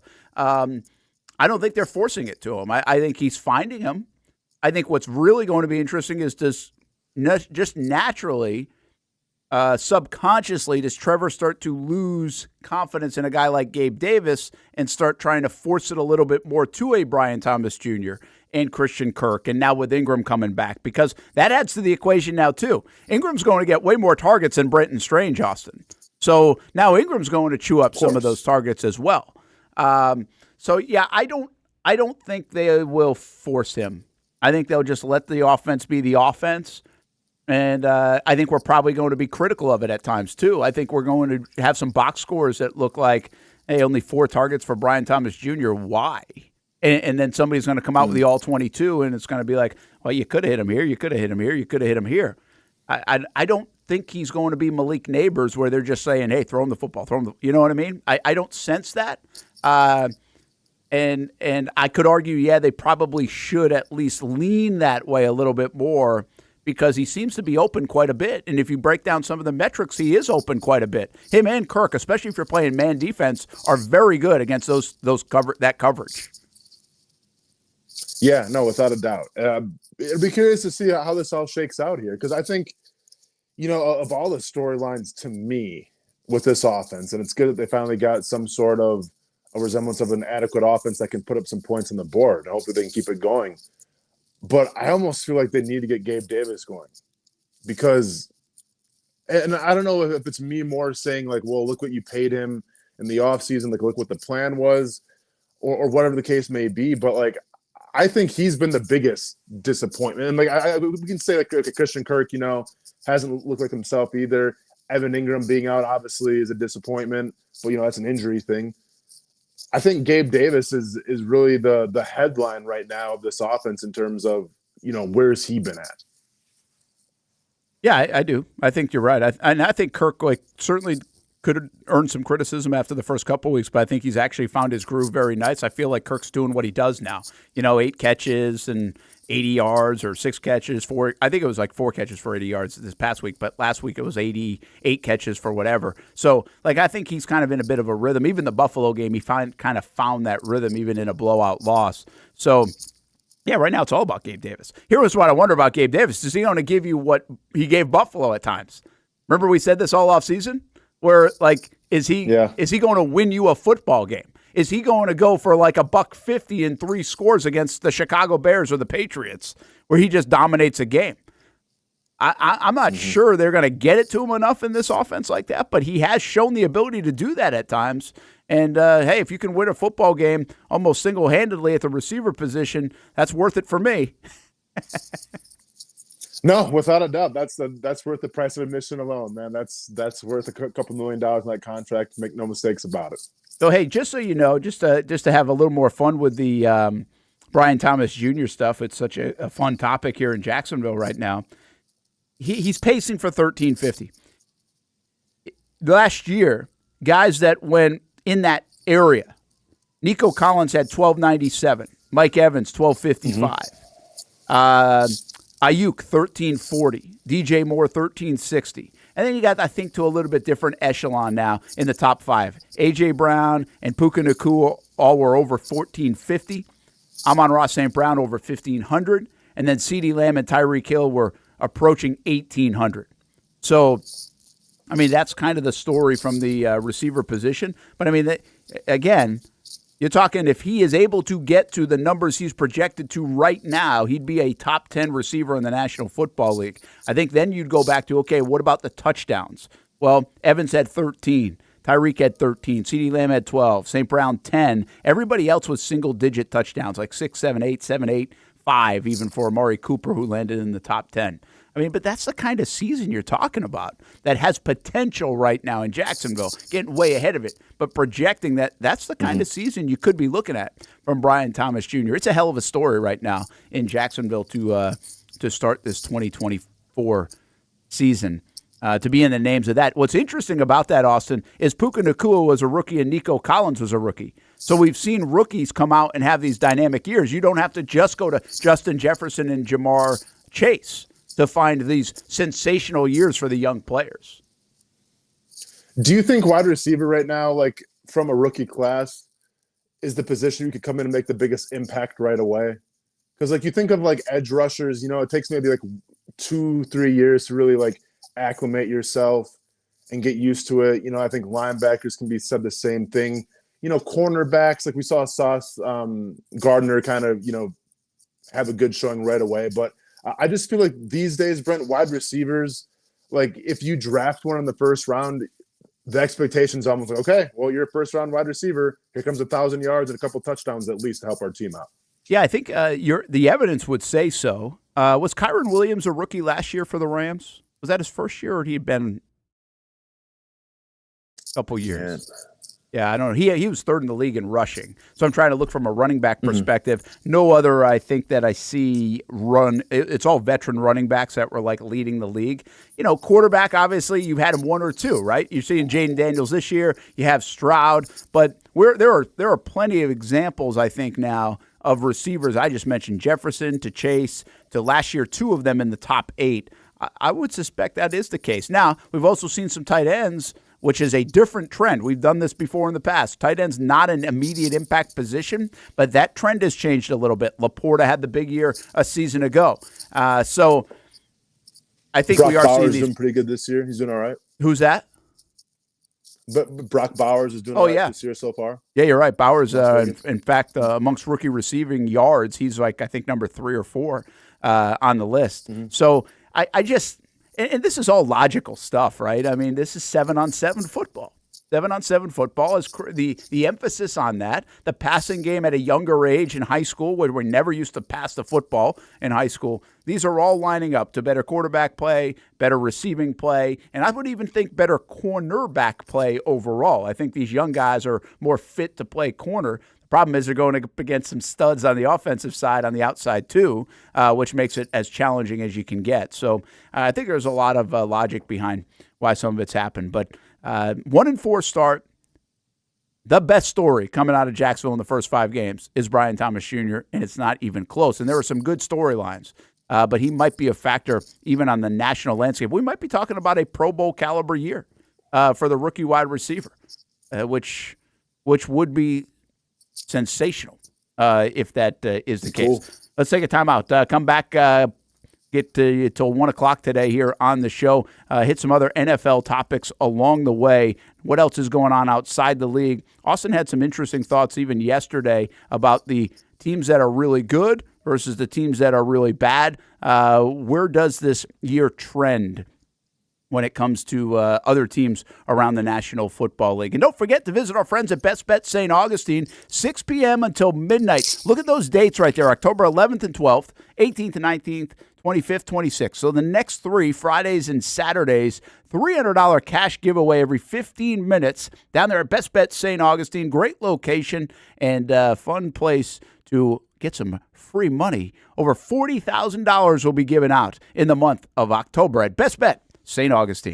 If you don't see a pit, it ain't legit. When you hear that, you think Bono's Pit Barbecue, a staple in Northeast Florida now for 75 years. A place that feels like home with friendly service, a meeting place for friends, family, or business occasions. On the menu, the corn nuggets are a favorite in our house, but there's something for everyone. Sandwiches, platters, salads, sides, desserts, and family feasts. You see Bono's all over the place in Northeast Florida. You know, there are almost 20 locations in the Jacksonville area now, so stop on by, sit down, and dine in with Bono's. You can also take it to go. There are drive-thrus in many of the locations, and they have delivery options too. Just download the Bono's app to make things easy. I signed up for the loyalty program, and you can too, to get special offers. If Jacksonville is home, few things feel more Jacksonville than Bono's Pit Barbecue. Celebrate 75 years and many more to come. Bono's Pit Barbecue. If you don't see a pit, it ain't legit. For the game day hustle and every day in between. Juggling my show, Jag Social, to going under the Friday night lights and a social life, it's a daily tournament. But this ride, MVP status. The all-new 2024 Lincoln Nautilus isn't just my car, it's my personal locker room, office on the go, and VIP lounge on wheels. Let's talk tech. My profile remembers everything from customizing my dash display to setting the ambient lighting and my signature scent. And wireless charging, essential for live tweeting scores. Whether I'm packing for a beach day with friends or heading to the gym, there's space for every passion. After dominating all day, this becomes my recovery zone. The massage feature is like having a personal PT on call. Life's a non-stop game, but with this ride, I'm always on my A game. The 2024 Lincoln Nautilus. Drive your passion. You trust CGC to make your water great, and now you can trust CGC with your plumbing needs as well. Fast, convenient scheduling, licensed and insured. A quick call away at 904-552-1242. You never know when you're going to have an issue with a shower, toilet, or maybe it's a sink that sometimes is easy to fix. All right, let's be honest. I'm not fixing anything. I'm totally staging this because when I have a plumbing problem, I call CGC Water Treatment and Plumbing. Trained professionals, transparent pricing, customer satisfaction. Small problem or even a bigger issue. Maybe you need a new tankless water heater or something a bit more intricate. The experts with 25 years of experience at CGC Water Treatment and Plumbing can do it all. Call 904-552-1242 or visit cgcwater.com. For a limited time, CGC is waiving the trip charge on all related plumbing calls. CGC Water Treatment and Plumbing, an authorized independent Connecticut dealer. Florida license number CFC 1432579. At Southampton, local golfers have no shortage of options when it comes to picking a course to play here in Northeast Florida year-round. Yet time and time again, I find myself here at the golf club at Southampton. Easy to get to off 210 in St. Johns County. It's family-owned and operated and renowned for being one of the area's most player-friendly. That's just one of the reasons we hold the Action Sports Jacks Dream 18 charity golf tournament here each fall. The Mark McCumber design layout is great for all skill levels of golfers, from the guys who bomb it a mile on the range to golfers like me who are just happy to put it in the fairway, which Southampton has very accommodating fairways. And if you need new clubs, come down to the pro shop. They'll fit you up and get you a nice new set like they did for me. For more information on membership or to book a tee time and see for yourself, head over to golfsouthampton.com or call the clubhouse at 904-287-7529. The Golf Club at Southampton. It's the official home of the Action Sports Jacks Dream 18. Make it your home for golf too. It's the place we party in football season with Jaguars All Access. Welcome to String Sports Brewery, everybody. Say hello to our guest tonight. That is Trevor Lawrence. You can bring your party or event to String Sports Brewery in Springfield any day and any time. Rehearsal dinners, corporate events, birthdays. Here at Strings, you can enjoy the inside area and the outside area. Good for any weather, good for any occasion. Watch the games, play the games, shoot some hoops. Beer? Yeah, they have that. Plenty of choices. And sure, this is a brewery, but Strings is also a restaurant, and the food is fantastic. A full menu made from scratch meals. And if you need String Sports Brewery to help with a party at your place, they cater too.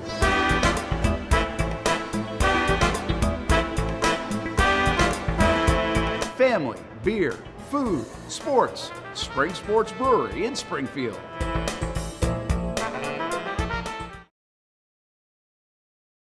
Welcome back to the Brent and Austen Show, streaming on the Action Sports Jacks 24/7 network. Oh, I was just going to ask you guys about this. The Scrap House coming up tonight, 7 o'clock. Austin Lane, Casey Kurtz. We are back here on a Whataburger Wednesday. You can find at the Scrap House on Action Sports Jacks 24/7 network tonight at 7. And what are the top wrestling stories? There's a lot going on my timeline. Once in a while, I think just because I talk about this with you guys on occasion, I get the feed of some wrestling information. And once in a while, I'm like, what is going on? But I do know this, 5 years of AEW happened. I saw Tony Khan last week at the Houston game, and he was looking forward to that day, which I think happened on Wednesday of last week. So I'll ask you guys two things on the wrestling front. Let's start with Tony Khan's AEW. It's been a little bit of a roller coaster ride, right? I mean, and where is it at right now, and where is it going in your thought process? Because I know right now WWE is riding as high as maybe it's ever been. Yeah, I mean, I'll go first. I'll let Casey kind of speak his piece as well. I think when you look at the wrestling landscape, it's better off because of AEW. Right, because they've kind of almost pushed WWE all in to not be lazy, not be lackadaisical, and showcase a good product. I think that's been the case. Now, I think with AEW, obviously they're still trying to grow in terms of the ratings and everything. I'm not sure when the new contract's going to take in place, but they're actually going to move to HBO Max, and you'll be able to watch AEW over there as well. So that's kind of an unprecedented thing. And I want to say it's like the AEW All Access plan, I think it's called. And it's essentially, it's just like WWE on Peacock Premium, where you pay like $10 a month, and then that should have all the AEW pay-per-views and things like that. And really, Brent, that had to happen because, before that, it was more of, okay, you got to pay $50 or whatever for the pay-per-view. And I just feel like that whole model now is dead. And let's be honest here. In the world of streaming and everything, like, it's easy to find content, right, and not have to pay for said content. I think that was an issue. I think it's an issue with boxing, with UFC, with AEW, with wrestling in general. And I think it's smart on AEW to kind of take that WWE model and go, okay, well, let's go and provide a subscription per month that's, pretty inexpensive, $10, and then we'll have all the AEW shows on there. So it makes a lot of sense, and hopefully, in terms of ratings and everything, that could give them a little boost as well. Casey, what do you think here? So it sounds like Austin says there's staying power, right? Like they're not going anywhere. Like this isn't like they've got more places to go. Are we going to see like ebbs and flows of, hey, WWE's hot, now AEW's hot? Is that still exist or what? Well, at the moment, I'm boycotting AEW because of their treatment of Will Ospreay and Kyle Fletcher. So not happy about that. So really don't have a comment on that front. We really need to get the Bucks out of their situation with AEW. But yeah, there's definitely staying power. I think a lot of what they do is good, but there are some changes that they probably need to make. I agree with Austin. Like, the reality of the situation is AEW or WWE, I think you have a hard time getting people to spend 40, 50, whatever, as often as they're doing these now. So the model of HBO Max, the model of Netflix, I think is the way to go. But no matter what people say on the internet, I don't think AEW is going anywhere because there are some stuff they do really well. They just got to figure out how to do the stuff that they don't do well a little bit better. Yeah, so there are people that think it is going to go. Like, you don't want you wouldn't want that then as a wrestling fan, right? You don't want one of them winning and to the point where the other one goes away. I would think you'd want a little tug of war back and forth a little bit. Isn't this a Walgreens CVS kind of thing for the consumer? Kind of. I mean, yeah, there's definitely some tribalism you feel like going on, and it's kind of always been the same story with AEW and WWE. WWE, it's sports entertainment, right? So like the in-ring wrestling, you don't necessarily see all the time, or the great matches you don't see all the time, but it's all about telling the story, right? It's almost like cinema in a way, like where you build these stories up for months and months and months. So if I talk about, Cody Rhodes and Roman Reigns, you build it up for like 4 years and you still keep on going with it to see where it goes next. And that's the business model there. With Tony Khan and AEW, it's more of like, I don't to come across the wrong way. It's more for like the niche wrestling fan who's more concerned about the in-ring stuff more than the storytelling, right? So like you'll have great matches. I mean, you'll have Will Ospreay versus Ricochet, which should have been a pay-per-view closer on a random, Wednesday night. So you'll have great matches. It's just the fact of they don't really lead up to with the storytelling per se. So once again, it's kind of different strokes for different folks, whatever you're into. But I do think that you do need both companies because they kind of keep each other honest. So do you think like no chance like they would merge or anything like that down the road? I mean, no, I don't think there's any chance of doing that. I mean, you could talk about cross promotion because WWE's now been with, I think TNA a little bit. And obviously, when you talk about AEW, they've been with New Japan and Ring of Honor. So there has been some cross, platform working and everything. But in terms of WWE and AEW, I don't see any way of that ever happening. And nothing against Tony Khan and AEW, because obviously I enjoy it probably more than Casey does at the moment. But I feel like that would help AEW a lot more than it would help WWE. Like, if you want to do that, Brent, both sides have to get something out of it. And I'm not sure what WWE really gets out of working with AEW. All right, so then I got another one for you. Does he sell it at some point? He's so passionate about it. It doesn't seem like even a logical thing at the time. But wasn't there like, didn't WWE almost get sold, or did it get sold, or it did get sold, right? I mean, well, yeah, it's with Endeavor now, which is like with the UFC as well. So it's all like one giant conglomerate. So any chance AEW gets sold at some point? Now, again, I'm not talking tomorrow. I'm just saying at some point. Casey, go ahead and take it. I think if AEW gets sold, it's probably the end of AEW because, like, you gotta. I think a big part of AEW and why it's still doing what it is because Tony Khan has a passion for it. Because like they have good moments and it is a good product. Don't get me wrong, but like the viewership continues to go down. So, like, I think if someone's buying it, I think it would be a hard sell to keep people interested. And you got to consider that a lot of the people that are working on AEW, it feels like they're there because of Tony Khan. Like, if you've heard Swerve Strickland talk about it, he's a big Tony Khan guy. You've got a lot of their top talent is there because of Tony. And if Tony wasn't there and we're just doing a whole different thing, I don't know what that looks like, because your top talent, in my opinion, like a Will Ospreay, like a Swerve, who I know just signed a massive deal, might look at WWE and go, well, you saw what I can do, and WWE would be interested in a few of those talents. All right, I got one more for you then, just hypothetical stuff coming out for this. I do wonder, when is Tony Khan going to take over the Jacksonville Jaguars? Like, at some point, right? I mean, we all think that's going to happen at some point from Shad Khan.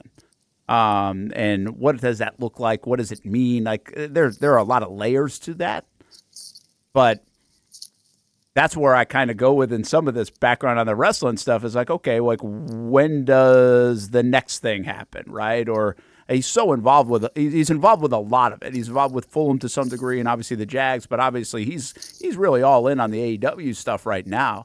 Can he continue to do that? I just don't know if that's reasonable as he gets a little bit older. I mean, he's hustling hard right now. I give him a ton of credit, man. For a guy, you could sit, people could be there like, yeah, you could just sit there and fly all over and do whatever. Like, no, he's hustling. He's hustling more than most anybody is hustling. And, but at some point he's going to have ownership of the Jags or take on a bigger role or something, I would think. So I don't know if that's 15 years down the road, 20 years down the road, 10 years down the road. What does that even look like? I just can't imagine he can do all of it. So he's going to have to get somebody else to run AEW if that's the case. Yeah. It's nothing against Tony Khan. I think anybody in that situation where if you're talking about running a wrestling promotion, talking about running a football club in Fulham, and then you talk about running an NFL organization, like, and we're not asking Tony Khan to be the next Jerry Jones and have, your fingerprints all over this team, but it still takes up time, effort, and energy. And I don't think it's very feasible to be able to run three things. So, yeah, it seems like AEW is Tony Khan's passion project. And I get that Jaguars are super important. Obviously, that's how they kind of got their start in sports and everything. But I'm not sure if Tony Khan would be willing to walk away and put AEW in other hands, because once again, like, AEW is Tony Khan's image. Like, he's a giant wrestling fan. He's running it how he sees fit. And I have a hard time seeing him surrender the reins to anybody else and say, okay, go ahead and watch over it, while I go with the Jaguars. So it's hard to fathom, Brent, once again, and maybe he's going to try to do both, but I would definitely caution against that. Yeah, and by the way, the way you just put that about AEW, I see the same thing right now with Shad. I don't think he's ready to, like, he's still got he's 74 years old with a lot of energy. He looks, looks like he's 74 years old or getting tired or anything else. I mean, he's got everything going, and he wants to probably see this through until they win big. Like, I think he wants that before he would feel comfortable even handing it off to a family member. I have no idea. I'm just kind of assuming about some of that kind of stuff. So I think it's going to be a fascinating thing. I mean, Shad is 74 years old. So to watch where this looks. 74? Yeah, I mean, you wouldn't think it. Wow. Bro looks good. Yeah, you wouldn't think billions it. do to you, huh? Well, and he's all over. By the way, and he's Right, all over the place too, right? I mean, he's not just like sitting down in Naples or Chicago or here in Jacksonville or whatever. I mean, he's all over the place. So, yeah, I think, but that's reality at some point. As we get past the stadium and everything else into the 2030s, which is unfathomable, I guess, to even think about, but we're not that far away. I mean, you're going to start to see, I would think some of this landscape starts to shift a little bit. And Tony's going to be kind of in this, a very central figure in that to see, he's going to have some decisions to make, I would sense.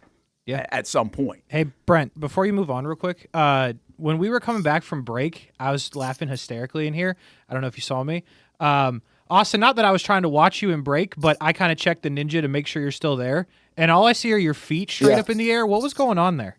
Was that like a stretching routine? Nice, man. Or, Dude, yeah. I was doing a little situation? bit of foam rolling. No, dude, I'm foam rolling, man. I'm getting ready for wrestling practice here. So got to do a little foam rolling between breaks, Gotcha. take care of the body a little bit. I'm trying to get in when I can, Casey. I just looked. I was like, "Are those feet? Exposed. What's happening here?" So yeah, those are a couple of size 15s coming at you. yeah, there's no doubt about that. I was just a little bit confused, so I wanted to work that in before Brent moved on to something probably more hard Listen, hitting. I'll get mine in too Golf, here. probably, because we just talked about geez. wrestling for how long. So there we go. Now we're talking, man. Getting a little pumping. I'm just a little nervous, man. All this wrestling talk makes me think that golf is coming right around the corner here. And thankfully, I'm going to have to go pretty soon, so maybe I'll have to miss it. Listen, I got weightlifting going on during the show while you got foam rolling going on. So, I mean, we can do this in here. About 5 pounds. Nice. It feels like it's those are the first time those things have been touched in like my week. I feel like 6 months since we had the show. But I didn't even know those were in there. I was kind of wondering where he went, but all right. I keep Good work, Brent. I keep tricking myself and saying that I'm going to actually like at night work out in here a little bit, get a little something in as an happy. Yeah, then that Pac-Man machine turns on, right? Yeah, you can't do it. I got a better chance of playing that guitar and playing Pac-Man than I do of picking up the weights. Most likely. Hey, one last thing before we let you run and you got to get going. More foam rolling and other things. Wrestling today, it sounds like, on the menu for you. Do you find it? Again, I'm not like hater of all haters on Aaron Rodgers. Let me just preface it with this. But is it bothersome, do you think, in a building and with the coaching staff and the locker room and everything else that he goes on McAfee today? I understand that he's got a thing there. But today would have been, to me, a day where it's like, okay, hey, listen, I'll get you next week. Let's let some of this stuff cool down. You know what I mean? Like, does that bother you at all? Like that? And, of course, he's going to be asked, and I think he said something like, yeah, this is totally false that I had anything to do with it. But, listen, viewership-wise, I totally understand it, right? Like, we like it. Good for McAfee. Everybody's like, hey, we get to ask him. We get to see what's he going to say about a fresh situation. And I guess you could say something about commitment. But the bottom line is his commitment to the locker room and the building is bigger. This would have been, I think, a situation where, hey, I'll see you next week instead. I don't want to make this bigger than a circus that it already is in New York. Would have been maybe the right move here. Yeah, it's I don't think it's the best look, Brent. I think it's a little peculiar that there's rumors now circulating that Saleh wanted Nathaniel Hackett to be replaced. Yeah. And then for whatever reason that didn't come to fruition. And then Robert Saleh gets let go. And yeah, I mean, listen, you don't have to read between the tea leaves to kind of figure out, like, I feel like it's kind of Aaron Rodgers' team at this point, which is wild because he's got this year and maybe next year, but that's about it, you feel like? So maybe, and that's a giant maybe. Yeah, I don't think, like, listen, it's Super Bowl or bust for this Jets team, right? Like, they let Robert Saleh go because, I mean, I'm not saying it's Aaron Rodgers, but because they want to go to a Super Bowl, and they're in win now mode. And I question from Aaron Rodgers, and listen, like, it's not like he's going to get caught in the distractions, get caught in the narratives, because the guy's been playing football for a very long time. But I question in terms of, all right, if you're supposed to be the Super Bowl team, if you're supposed to, it's all in, Super Bowl or bust, is it the best decision to go on Pat McAfee's show, who does a great job of, coaxing answers and coaxing the situations out of people, to go the next day after your coach gets fired? I would say probably not, Brent. Yeah. And by the way, his quote was, I resent any of those accusations because they're patently false about him having a say in the firing. And what you were saying is, there was talk that morning that he was going to relinquish Hackett's duties. These are the reports. And then 5 minutes later, he was fired. Now, there's some also talk that even Ulrich, who's taken over, they still are going to go with Downing as the play caller, apparently. That's the next guy that even Saleh was going to go to. So then this would be more of an ownership maybe decision, even if they're going to change play callers anyway. What this looks like a little bit to me is Woody Johnson getting emotional. I think he made an emotional decision here, and I'm not sure that was the correct one. It sounds like he talked to Rodgers a little bit Monday night, if you believe the reports. He came in and just was like, you know what? This doesn't feel right. We're making, and I'm not even telling you that Aaron Rodgers told him to do it. I just think if you add it all up, losing in London, some people think like he was embarrassed because he has a lot of friends and stuff in London because he was an ambassador. I'm like, come on. If that's the case, then you're mentally more weak than your team. I mean, let's what are we doing? But I do feel like it's a little bit of an emotional play from the owner here in this situation that they let Saleh go. So always a circus in New York. All right, we got to let you go, man. Get out of here. Have a good day, and stay cool out there in Las Vegas. We'll take one more time out. You guys stay safe, and I'm sure I'll probably see you guys on Friday then, right? Is that the plan? Or we'll see Friday it is. Yeah, you're off tomorrow. So we'll see you Friday. Guys stay safe. Thank you. That is a look at Jacksonville, and things are getting a little bit better for Jacksonville in this entire forecast, but certainly not out of the woods. Make sure you stay tuned to the First Alert Weather Team. ActionNewsJax.com, Action News Jax app, CBS 47, and Fox 30 as well. In Northeast Florida, we love hanging out on the back patio, maybe grilling out lunch or dinner with the family, enjoying the good weather, or maybe enjoying the big game on the TV. Or maybe your favorite team in town, the Action Sports Jax team. This is great, except for when it's really hot or the bugs start coming out. But what if you didn't have to worry about that? Titan Outdoor Solutions will make your outdoor area a comfortable spot any time of the day, any time of the year. This makes too much sense. Titan Outdoor Solutions can give your home an upgrade. Customized pergolas, awnings, controlled shade, even retractable screens. The solution to beating the heat and the bugs and getting more use out of your home is Titan Outdoor Solutions. And this can even help prevent storm damage at your home. Living in Florida and living in your home is already good. Now make it great. Quality products, custom work, locally owned and operated. Visit TitanShuttersAndScreens.com or call 904-484-7580. People helping people. It's at the core of what Alive Credit Union is all about, and it's been that way for over 70 years. From 1954 to 2024, the mission remains to inspire financial wellness and give you a financially fit lifestyle. Alive Credit Union and its employees are committed to not only serving their valued members, but also our community here in Northeast Florida. That commitment includes a partnership with the Action Sports Jax 24/7 team as the presenting sponsor of all Armada men's and women's broadcasts this summer. Action Sports Jax and Alive Credit Union, a partnership that just makes sense when it comes to covering Northeast Florida. Alive Credit Union's commitment to our community also involves serving the financial needs of our first responders through the recent merger partnership with City and Police Federal Credit Union. Join the community and become a member of Alive Credit Union today. Find out the many ways you can be inspired in financial wellness at alivecu.coop. I've been telling you about CGC Water Treatment and Plumbing for a long time now. Their drinking water systems remove up to 99% of contaminants. We've had a Connecticut water softener and drinking water system in our home for more than 7 years. You can see the difference whether you're washing clothes, the dishes, or what I like to do most, fill this up for some coffee every morning. And mostly all day. Remember, if you're not filtering your water, you are the filter. Don't be the filter. Right now, save $1,000 or more when you bundle a Connecticut Premier Softener with a Connecticut K5 drinking water system. The experts at CGC Water Treatment and Plumbing will test your water for free and determine your water score. Don't know your water score? CGC will find out and recommend the appropriate Connecticut water treatment solutions so you can improve it. Call 904-552-1242 or visit cgcwater.com. Ask about our 90-day love it or leave it guarantee. CGC Water Treatment and Plumbing, an authorized independent Connecticut dealer. Florida license number CFC 1432579. Baker Sports is local sports. Uniforms from Pop Warner and Little League to travel ball, high school, and college. They make you look good. They help you play good. Baker Sports has been helping families make memories that will last a lifetime with their Baker's Buckets. We've got a lot of these filled with baseballs and softballs in the garage. I've been throwing batting practice to Ty and Kaylee for years and also sit on the Baker's Bucket, catching Kaylee while she practices her pitching. Yeah! Baker Sports is homegrown, and a lot of employees that used to play on local ball fields now work for Baker Sports, now helping you look good, play good, and make memories of your own. Visit Bakersport.com to see what Baker Sports can do for you. Custom apparel, Nike, Under Armour, Adidas, embroidery, screen printing, and more. Baker Sports is local sports from Jacksonville to anywhere in the Southeast. Bakersport.com.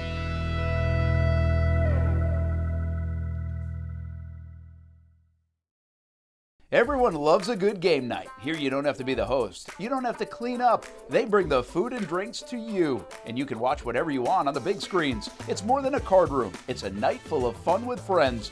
Best Bet Jacksonville, Orange Park, and now the newest location here in St. Augustine, right off 95 at exit 311. A brand new clean room, a full bar and menu, my favorite sushi in town. And I love the fries too. You don't have to just play poker at Best Bet. That's why I come over here to the table games and play one-card poker. That's a pretty good card and a win. One-card poker is like war as a kid, you against the dealer.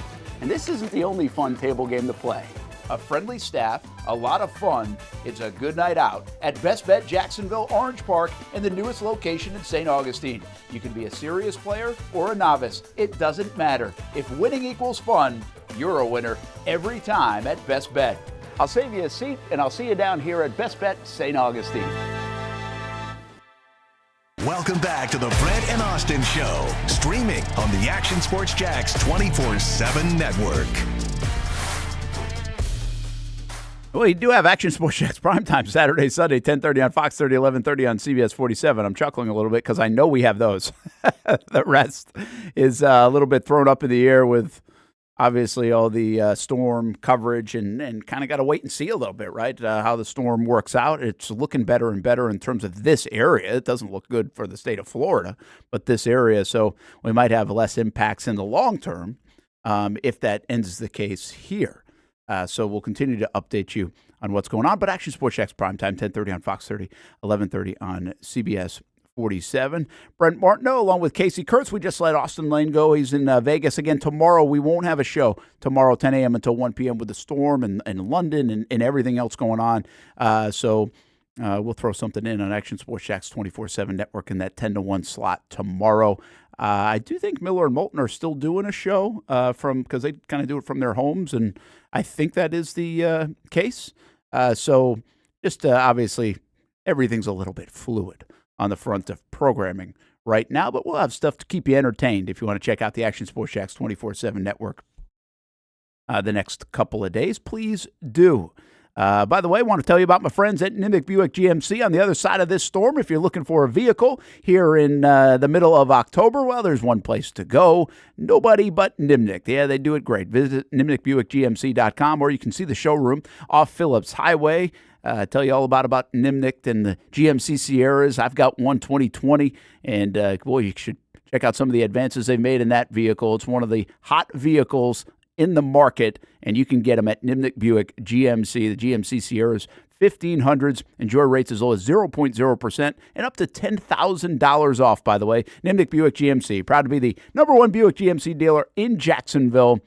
Nobody but Nimnik GMC. We are professional grade. Just for the programming, folks, and reminders, no Jaguars All Access. I think that's pretty obvious this week from Strings Sports Brewery. We will be at Strings on Monday. Dan will be there, and we're still working on maybe getting an alum to be there with him on Monday night for Jags Report Live, and we'll do Jaguars All Access next Thursday from London, so obviously won't be at Strings next week either, and then we're back there full-time after that. I think Christian Kirk right now is scheduled to join us on Monday the 21st for Jags Report Live from Strings when we get back from London. So there's a bunch going on here, but we'll definitely have you covered from Strings a couple of days a week with Jags Report Live and Jaguars All Access. The Friday Night Blitz is not going to happen in its truest form, neither will the Friday Night Zone Blitz this week, so it's a second time that thing's been canceled this last couple of weeks because of these storms. Now, there are some high school football games, so we will cover, and that includes our game of the week. Fernandina Beach and Yulee,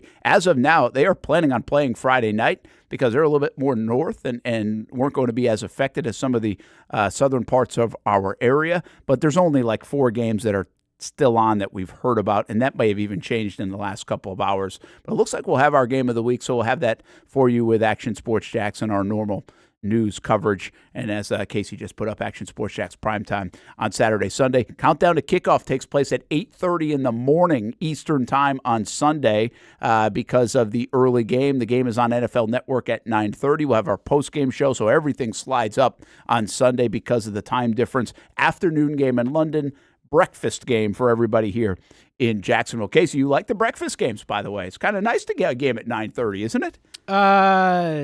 No? All right. You're not like a sleep-in guy. Since when? Are you? Yeah. I thought you got to wake up pretty early overall. Not on a Sunday. I'd just be mad chilling. But it's all right. I guess I like the idea. I don't like the idea when it's the Jags because then I'm like, damn, I got to get up and pay attention. Like when it was Jets Vikings, I was like, all right, I'll get in halfway through the first and everything will be fine. Yeah, you can side eye that thing a little bit. A little bit, yeah. Yeah, you know what's kind of cool about it? I think again, I'm not back here, but I've been here for like last week's game. It just feels like you got a little bit of West Coast in you for a bit. Sure. Like you get that early game, but you're not all, and it extends the day. I think somebody had tweeted this like. It was the longest day in the NFL history the other day, which makes a lot of sense. They haven't been doing the London games, but the other game went so late because of the lightning, and that was delayed a solid hour and a half, I think it was. Yeah, they started at 9:45 in that game. So, around the NFL in general, I don't think it's been a great start to the year in terms of quality play. Would you agree or disagree? I guess I would agree. I don't feel that it's been outlandishly fantastic. I'll give you that. Even the teams like that are 5-0, like Kansas City's Kansas City, but like Mahomes has been terrible. Like let's just call it what it is. He has not been good. And the other team that's undefeated, which, Sam Darnold. So saw that one coming, but like it just feels like it hasn't been as crisp.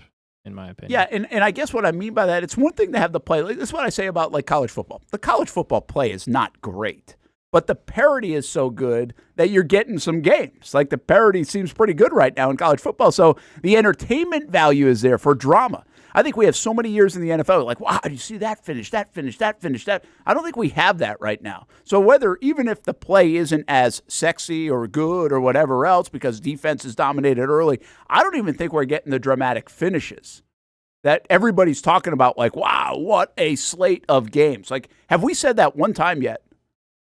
I don't believe so. In this season, like, what a slate of games, No, I don't think so. I think every week you're getting quite a few games, and the Jags have contributed to this that are just – you don't even want to turn them on. Yeah, you're kind of out at halftime, right? Yeah. Like and flipping around. You're getting it with good teams too, like teams that were supposed to be good that were just bad, games that you didn't expect to be good or blowouts going the other way. The Commanders have been beating people, so yeah, it's been questionable to start. There's no doubt. I know we got to get out of here. 49ers-Seahawks will be the Thursday night game, by the way, and that could be a good one. And 49ers are 2-3, which is pretty interesting. A lot of baseball today as well, and don't forget the weather. First Alert Weather Team, ActionNewsJax.com, Action News Jax app. Have a good rest of your day, everybody. We'll see you on Friday. Stay safe out there.